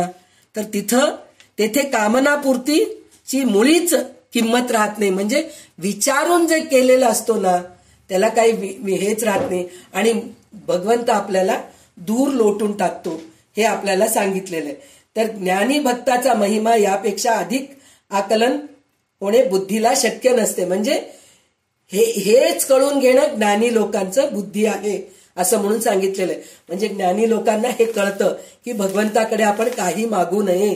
विष्णू सहस्रनाम वाचलं की माझ्या मुलाचं लग्न होणार, ललिता सहस्रनाम वाचलं की माझ्या मुलीचं लग्न होणार, माझ्या मुलाला घर मिळणार, मला नोकरी मिळणार. हे सगळं इच्छा. माझं काम काय, मी दररोज सकाळी उठते, ललिता सहस्रनाम वाचते, विष्णू सहस्रनाम वाचते, भगवद्गीता वाचते. माझं काम तेवढंच आहे. आता ते काय पाहिजे काय द्यायचं ते भगवंत देईल. ह्या विचाराने आपण जर वाचत गेलो तर त्याचा काहीतरी उपयोग आहे. पण तिथं इच्छा ठेवून जर मी 108 दिवस चातुर्मास 4 महिने करते, 108 दिवस करते, दिवसातून 11 वेळा वाचते, मग माझं हे काम पूर्ण होते, मग तिथं कामना देवाला भीकच मागू लागलात तुम्ही. तर निष्काम कर्म करा हे आपल्याला रामदास स्वामी परत परत परत परत तेच सांगतायत. आणि त्याच्यामध्ये त्यांनी लास्ट याच्यामध्ये श्लोक सांगितलेत, ददामी बुद्धी योगम तम येन मामुपयांती ते म्हणून सांगितलेले. मी बुद्धी देतो, मी माणसाला बुद्धी देतो, त्या योगाने ते मला येऊन मिळतात. माझं काम बुद्धी द्यायचंय. तर त्या बुद्धीने विवेकाने जर वागलं तर ते बरोबर येऊन मला मिळतात. म्हणून इथं भगवंत आपल्याला ह्या श्लोकामध्ये सांगितलेलं आहे. आणि रामदास स्वामी तर निष्काम कर्म, भगवद्गीतामध्ये पण निष्काम कर्म करा, कामनापूर्तीसाठी म्हणून देवाचं भजन करू नका, हे प्रत्येक ठिकाणी आपल्याला सांगितलेलं आहे. तर आता आपल्याला ह्या सगुण भजन म्हणजे सगुण भजन कसं करायचं, म्हणजे भगवंताकडे भजन करतो ते निष्काम वृत्तीने भजन केलं तर आपल्याला सगळं काही मिळतं. पण आपण निष्काम बुद्धीने करत आहे म्हणून विचार करत मला सगळं मिळतं, ह्या जन्मी नाहीतरी पुढच्या जन्मी मिळतं, हे पण एक प्रकारचं कामनाच आहे. काही न करता सगुण भजन आपल्याला करायचंय. हे आपल्याला ह्या 7व्या समासामध्ये सांगितलेलं आहे. आता 8वा समास जो आहे प्रचित निरूपण आहे. तर आता हे पण घे पुढचं, ते पण पूर्ण घे वाचून. जय जय रघुवीर समर्थ. दशक 10वा समास 8वा प्रचिती निरूपण. ऐका प्रचितीची लक्षणे, प्रचित पाहेल हे ते शहाणे, येर वेडे दैन्यवाणे, प्रचिती विण श्रीराम, नाना रत्ने नाना नाणी, परीक्षेहून न घेता हानी, प्रचित न येता निरूपणी, बैसोच नये श्रीराम, तुरंग शस्त्र दमून पाहिले, बरे पाहता प्रचितीस आले, तरी मग पाहिजे घेतले, जाणते पुरुषी श्रीराम, बीज उगवेल असे पहावे, तरी मग द्रव्य घालून घ्यावे, प्रचिती आली ऐकावे निरूपण श्रीराम. देही आरोग्यता झाली ऐसी जना प्रचिती आली. तरी मग अगत्य घेतली पाहिजे मात्रा श्रीराम. प्रचिती विना औषध घेणे तरी मग धडची विघडणे. अनुमाने जे कार्य करणे तेची मूर्खपण श्रीराम. प्रचितीस नाही आले आणि सुवर्ण करविले तरी मग जाणावे ठकिले. देखता श्रीराम. शोधून पाहिल्या विण काहीतरी एक कारण होणार नाही निर्वाण. प्राणास घडे श्रीराम. म्हणून अनुमानांचे कार्य भल्यांनी कदापती करू नये. उपाय पाहता अपाय नेमस्त घडे श्रीराम. पाण्यातील म्हैसीची साठी करणे हे बुद्धीच खोटी. शोधिल्या विण हिपुंटी होणी घडे श्रीराम. विश्वासे घर घेतले ऐसे किती नाही ऐकले. मैंद्यावे केले परी ते शोधिले पाहिजे श्रीराम. शोधल्या विण अन्न वस्त्र घेणे तेने प्राणास मुकणे. लटिक्याचा विश्वास धरणे हेची मूर्खपण श्रीराम. संगती चोराची धरिता घात होईल तत्वता. ठकू सिंतरू शोधिता ठाई पडे श्रीराम. गैरसाळ तामगिरी कोणी नवी मुद्रा करी. नाना कपट परोपरी शोधून पहावे श्रीराम. दिवाळखोरांचा मांड पाहता वैभव दिसे उदंड. परी ते अवघे थोतांड भंड पुढे श्रीराम. तैसे प्रचिती विणज्ञान तेथे नाही समाधान. करून बहुतांचा अनुमान अनहित झाले श्रीराम. मंत्र यंत्र उपदेशिले नेण ते प्राणी ते गाव गोविले. जैसे झाकून मारिले दुखणाईत श्रीराम. वैद्य पाहिला करी कच्चा तरी प्राण गेला पोराचा. येथे उपाय दुसऱ्याचा काय चाले श्रीराम. दुःखे अंतरी झिजे आणि वैद्य पुसता लाजे. तरीच मग त्यासी साजे आत्म हत्यारे क्षण श्रीराम. जाणत्यावरी गर्व केला तरी नेणत्या करिता बुडाला. येथे कोणाचा घात झाला बरे पहा श्रीराम. पापाची खंडना झाली जन्मयातना चुकवली. ऐसी स्वये प्रचिती आली म्हणजे वरे श्रीराम. परमेश्वरास ओळखिले आपण कोणसे कळले. आत्मनिवेदन झाले म्हणजे वरे श्रीराम. ब्रह्मांड कोणे केले कासयाचे उभारिले. मुख्य कर्त्यास ओळखिले म्हणजे बरे श्रीराम. येथे अनुमान राहिला तरी परमार्थ केला तो वाया गेला. प्राणी संशयी बुडाला प्रचिती विण श्रीराम. हे परमार्थाचे वर्म लटिके बोले तो अधम. लटिके मानी तो अधमोद्भम येदार्थ जाणावा श्रीराम. येथे बोलण्याची झाली सीमा नेणता न कळे परमात्मा. असत्य नाही सर्वोत्तमा तू जाणसी श्रीराम. माझे उपासनेचा बडिवार ज्ञान सांगावे साचार. मिथ्या बोलता उत्तर प्रभूस लागे श्रीराम. म्हणून सत्याची बोलिले कर्त्यास पाहिजे ओळखिले. मयोद्भवाचे शोधिले पाहिजे मूळ श्रीराम. तेची पुढे निरूपण बोलिले प्रमाण. श्रोती सावध अंतःकरण घातलेची घालावे श्रीराम. सूक्ष्म निरूपण लागले तेथे बोलिलेची मागुते बोलले. श्रोत्यास पाहिजे उमजले म्हणून या श्रीराम. प्रचित पाहता निकट उडो न जाती परिपाठ. म्हणून हे खटपट करणे लागे श्रीराम. परिपाठेची जरी बोलिले तरी प्रचित समाधान बुडाले. प्रचित समाधान राखिले तरी परिपाठ उडे श्रीराम. ऐसी साकडी दोहीकडे म्हणून बोलिलेची बोलणे घडे.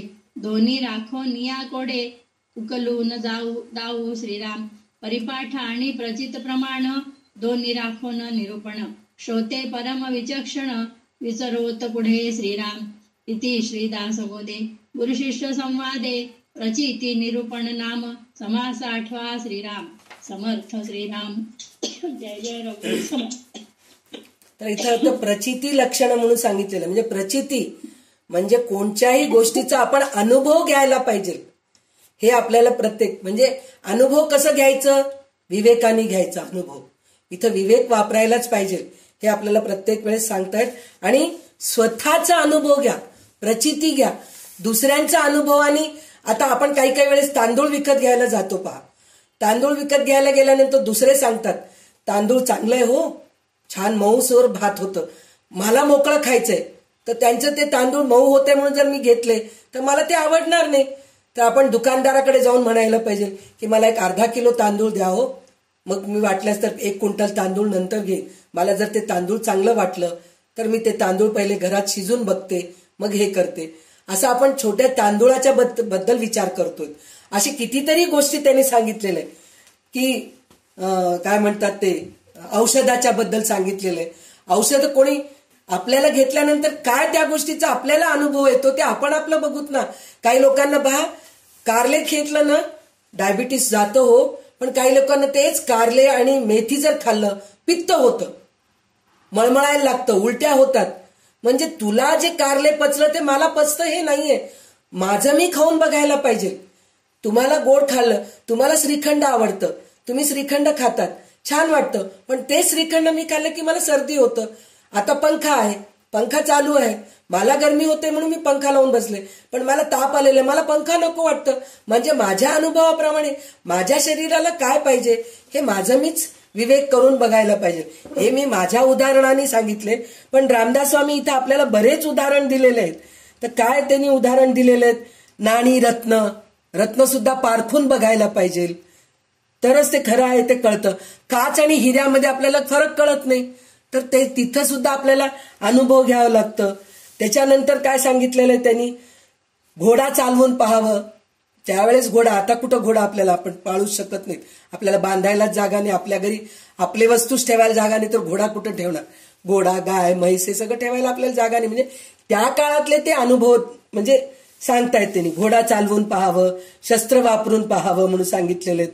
बी, शेतामध्ये बी पेरायचंय तर त्याला कीड आहे की नाही, चांगलं त्याचं उगवतंय का, त्याला सगळं येतं का, बी पेरल्यानंतर चांगलं पीक येतं का आपल्याला, हे सगळं आपण अनुभव घेऊन चांगलं विवेक वापरून आपण अनुभव घेतल्याशिवाय ह्या सगळ्या गोष्टी करू नये. आणि आजकाल ते सोन्याप्रमाणे जे दिसतात की नाही, सोनंच आहे म्हणून म्हणतात पहा, ते सोनं म्हणून आपण फसू नये. सोनंच आहे म्हणून म्हणतात, पण ते सोनं आहे म्हणून खरं आपण त्या करेक्ट आपण त्याचं अनुभव घेतल्याशिवाय आपण विकत घेतो का, नाही घेत. ओळखीच्या सोनाराकडेच जातो, ते बरोबर त्याच्यावर ते काही मुद्रा असलेलं, आजकाल तनिष्क असं काही निघालेत ना टाटावाल्यांचं वगैरे, तर तिकडल्याच दुकानामध्ये जाऊन आपण व्यवस्थित सोनं घेतो. कोणाकडेही गेलं तरी त्यात मिसळ असतं, नाही घ्यायचं. हे सगळं आपण अनुभवाने करतो. घर घेताना बरोबर ते आपल्याला रजिस्ट्री होईल का आपल्या नावाने हे सगळं बघत असतो आपण. त्यावेळेस म्हैस विकत घ्यायचे, तर ते म्हैस पाण्यामध्ये राहिली तर आपल्याला ती म्हैस कशी आहे कळती का, नाही कळत. म्हणून त्याला बाहेर काढून बघायला पाहिजे, मग आपण म्हैस विकत घ्यायला पाहिजे. आणि अन्न वस्त्र म्हणजे आता मी म्हणले ना तांदूळ वगैरे, तसं हे कपडे सुद्धा घेताना दुकानदाराला आपण चांगला आहे ना, रंग तर जात नाही ना, हो तो म्हणतो हो जात नाही म्हणून म्हणतो, पण ते प्रत्यक्ष आपल्या घरी आल्यानंतर आपण पाण्यामध्ये घातल्यानंतरच कळणार आहे ना. ते अनुभव आपल्यालाच घ्यावं लागतं. असं म्हणून खोट्याचा विश्वास बाळगू नये, तो मूर्खपणा आहे म्हणून सांगितले. आणि चोरांची संगत धरू नये, म्हणजे ते चोरांच्या संगतीत धरलो म्हणजे आपण फसतो, आपल्याकडून सगळे ते लुबाडून घेऊन जातात असं म्हणून सांगतात ते.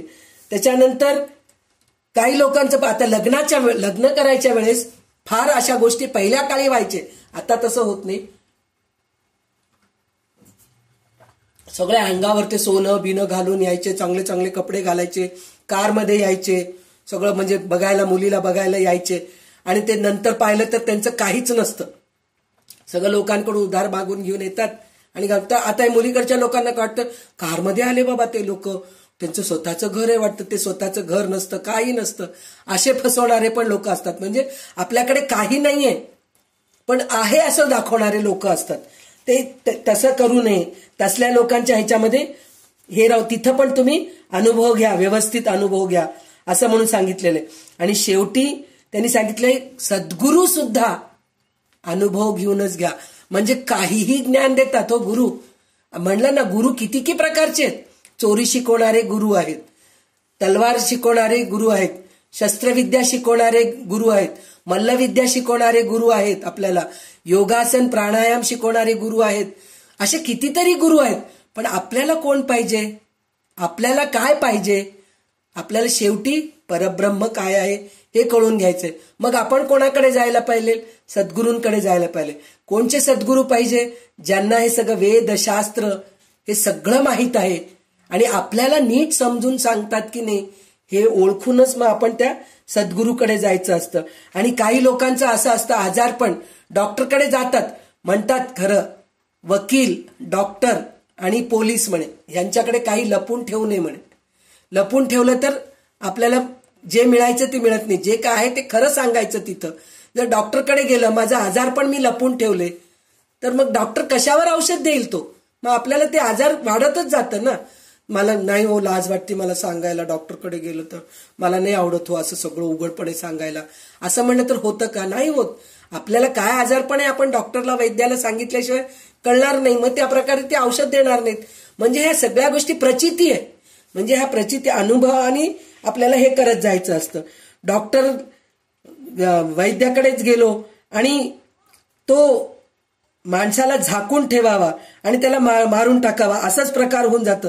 म्हणजे काय म्हणतायत ते, एखाद्याचा पोरगा फार आजारी आहे, त्याला औषध देण्यासाठी म्हणून एक अनुभवरहित, म्हणजे ज्याला अनुभवच नाही, तो डॉक्टरच नाही, वैद्यच नाही, त्याच्याकडे जाऊन आपण जर औषध मागायला गेलो तर मुलगा मरणारच नाही इतकं मोठं आजारपण असल्यानंतर.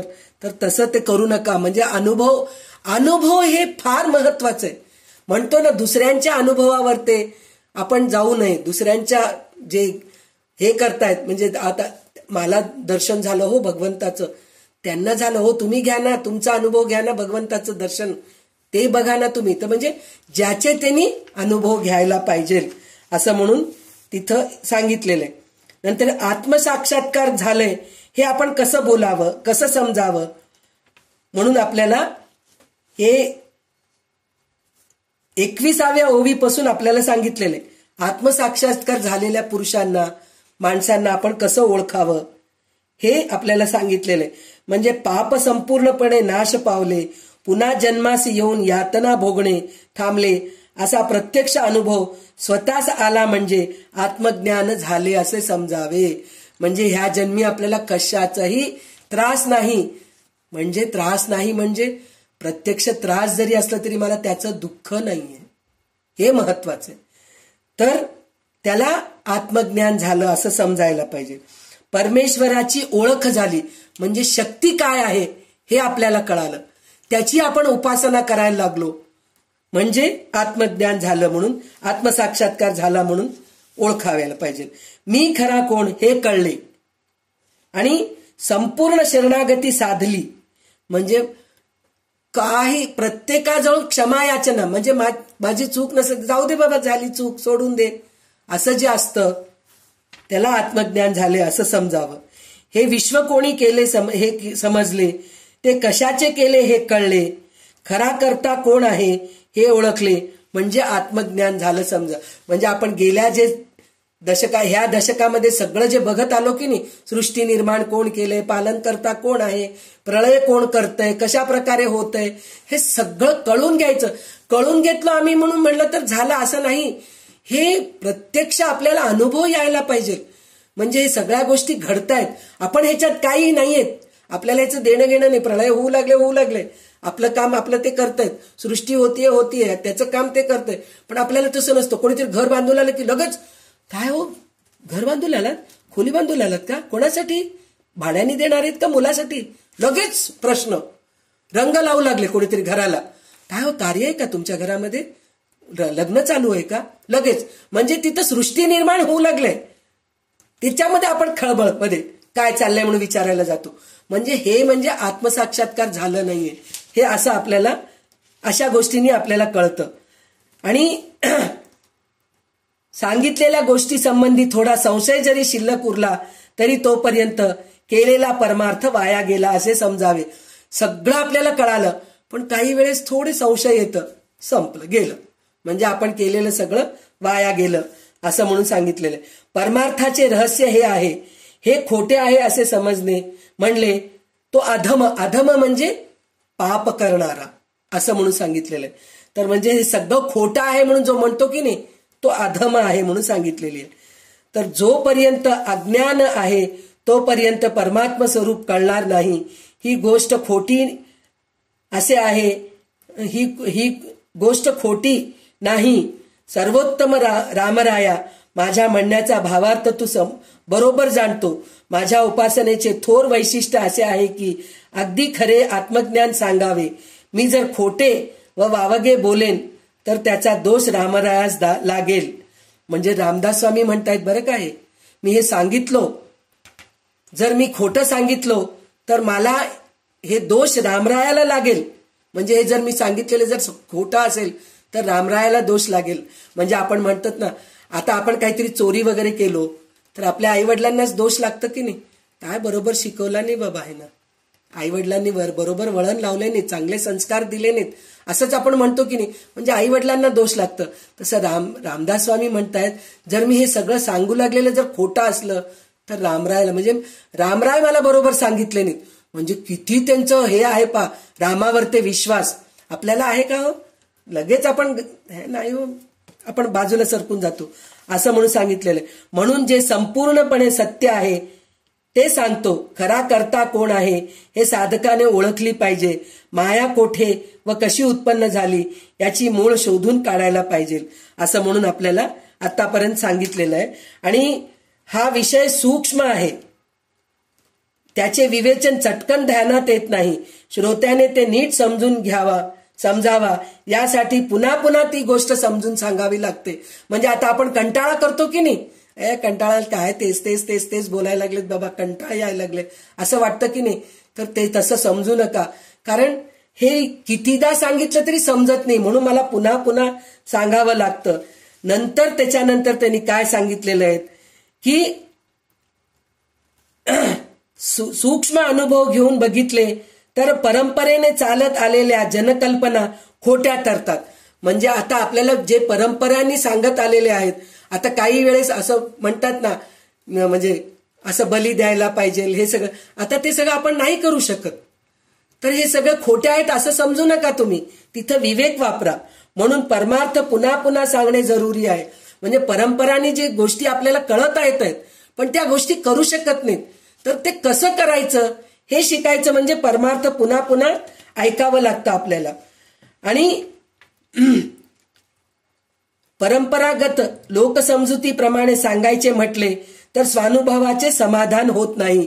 म्हणजे परंपरागत जे गोष्टी होत आलेल्या आहेत ते जर परत परत करत गेलो आपण तर तिथं आपल्याला वाटतं अरे हे करणं जरुरी आहे का, असं वाटतं की नाही आपल्याला. तर तिथं आपल्याला काय होतं, मग स्वानुभव म्हणजे आपलं अनुभवनीच आपण त्या गोष्टी कळून घ्यायला पाहिजे. म्हणजे जे बरोबर आहे, जे चुकीचं नाही.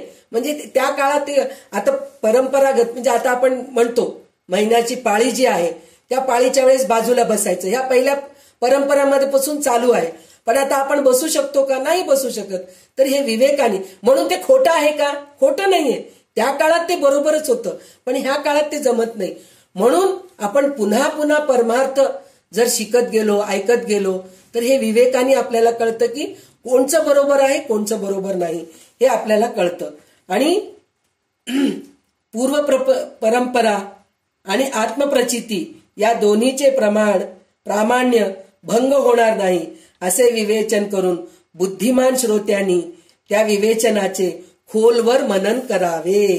म्हणून म्हणजे बुद्धिमान जो श्रोता आहे, बुद्धिमान जो शिष्य आहे तो ह्या गोष्टीचा विचार करावं. म्हणजे खोलवर विवेचनाचे खोलवर मनन करावे. मनन करणं म्हणजे काय, विचार करणं, विवेक कळून घ्यावं, त्याच्यातलं काय बरोबर आहे काय चूक आहे हे आपण कळून घ्यावं. तरच आपल्याला त्या गोष्टीचं अनुभव येतं आणि स्वानुभवानेच आत्मप्रचिती होते. तर आपल्याला प्रचिती म्हणून जे म्हणतो की नाही, तर ते आत्मप्रचिती येण्यासाठी म्हणून सगुण भजन करायला पाहिजे. आणि सृष्टीकर्ता कोण आहे, सृष्टी पालन करता कोण आहे, सृष्टी संहार करणारा कोण आहे हे सगळं आपल्याला कळून घ्यायला पाहिजे. हे सगळं कळाल्यानंतरच आपल्याला आत्मप्रचिती होते. म्हणजे आपल्याला पहा, पहिल्या समासापासून ह्याचं जगज्योती निरूपण म्हणून जे सांगितलेलं आहे, खरं बीज काय आहे हे आपल्याला कळालंय. म्हणजे बीज काय आहे, एक शक्ती आहे हे कळालंय आपल्याला. त्याच्यानंतर काय, हे सृष्टी स्थिती लय काय हे समजलं. मग देह आशंका काय आहे हे कळालंय आपल्याला. नंतर काय आपल्याला, त्याच्यानंतर अंतःकरण एक, म्हणजे आपल्या सगळ्या जीव प्राण्यांमध्ये एकच अंतःकरण आहे. म्हणजे आहार निद्रा भय मैथुन हे सगळ्यामध्ये आहे हे सुद्धा आपल्याला कळालंय. पण धर्माने जे वागतो त्यालाच मोक्ष मिळतं हे कळून घेणं हे प्रचिती आहे. हे आपल्याला आत्मप्रचिती आहे. ते आतापर्यंत आपल्याला आत्मप्रचितीपर्यंत आपण आलेले आहोत. आता उद्या म्हणजे येत्या सोमवारी पुरुष आणि प्रकृती ह्याच्याबद्दल आपल्याला कळून घ्यायचंय. नंतर चलाचल विचार असे आता पुढे पुष्कळ आहेत आपल्याला कळून घ्यायचे. पण आतापर्यंत आपल्याला जगज्योतीमध्ये काय कळालंय, खरोखर खूपच म्हणजे इतकं गूढ आहे की आपल्याला किती छान कळतंय. आता हे जगज्योती दशकमध्ये किती सुंदर आपल्याला एकानंतर एक गोष्टी कळालेल्या आहेत. म्हणजे आत्मप्रचिती करून घेण्यासाठी आपल्याला काय काय करावं लागतं हे या दशकामध्ये कळालेलं आहे. म्हणून ग्रंथ नीट समजून घेऊन आपण ग्रंथ निवडायला पाहिजे. कोणचं ग्रंथ वाचलं तर आपल्याला उपयोगी येईल हे आपलं आपण कळून घ्यायला पाहिजे. आणि त्याप्रमाणे आपण पुढे जात जात जात मग आपल्याला खरोखर ह्या म्हणतो ना, ह्या जन्मी काही शक्य नाहीये हो, सगळं होणं हे शक्य नाहीये. पण नाही, रामदास स्वामी स्वतः सांगतात, ह्या जन्मी करू शकतात तुम्ही, पण तेवढं साधना करा, तेवढं उपासना करा, तर ह्या सगळ्या गोष्टी होतात. नक्कीच आत्मप्रचिती होईल. असे आपण रामदास स्वामींच्या चरणी प्रार्थना करू.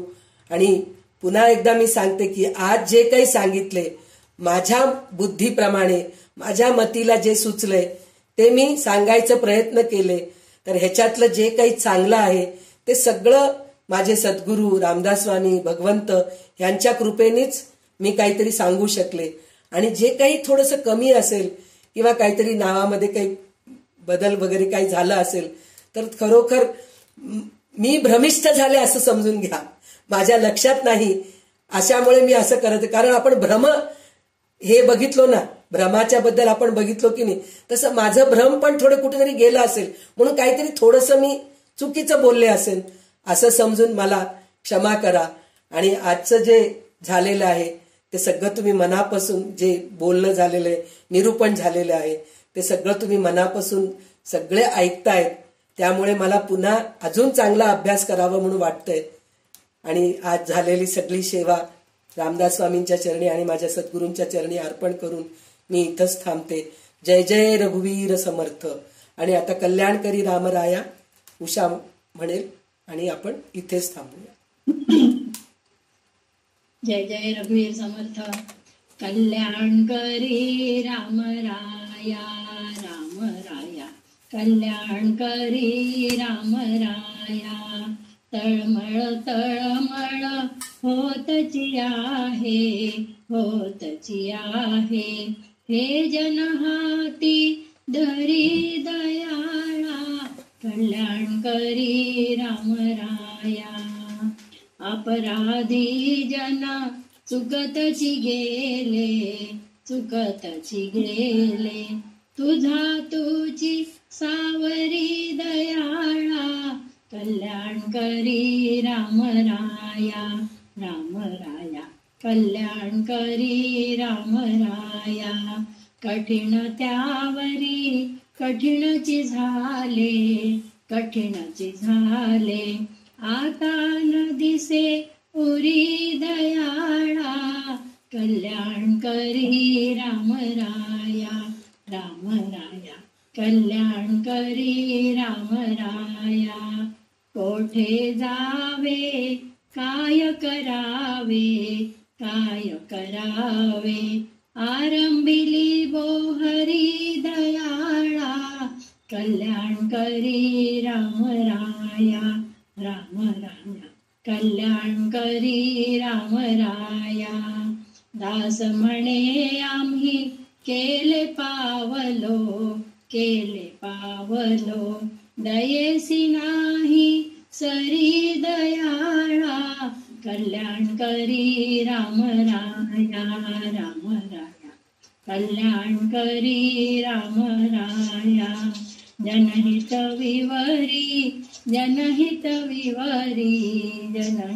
विवरी कल्याण करी राम राया सदा सर्वदा योग तुझा घडावा जे कारणी देह माझा पडावा उपेक्षू नको गुणवंता अनंता रघुनायका मागणे हेची आता जय जय रघुवीर समर्थ.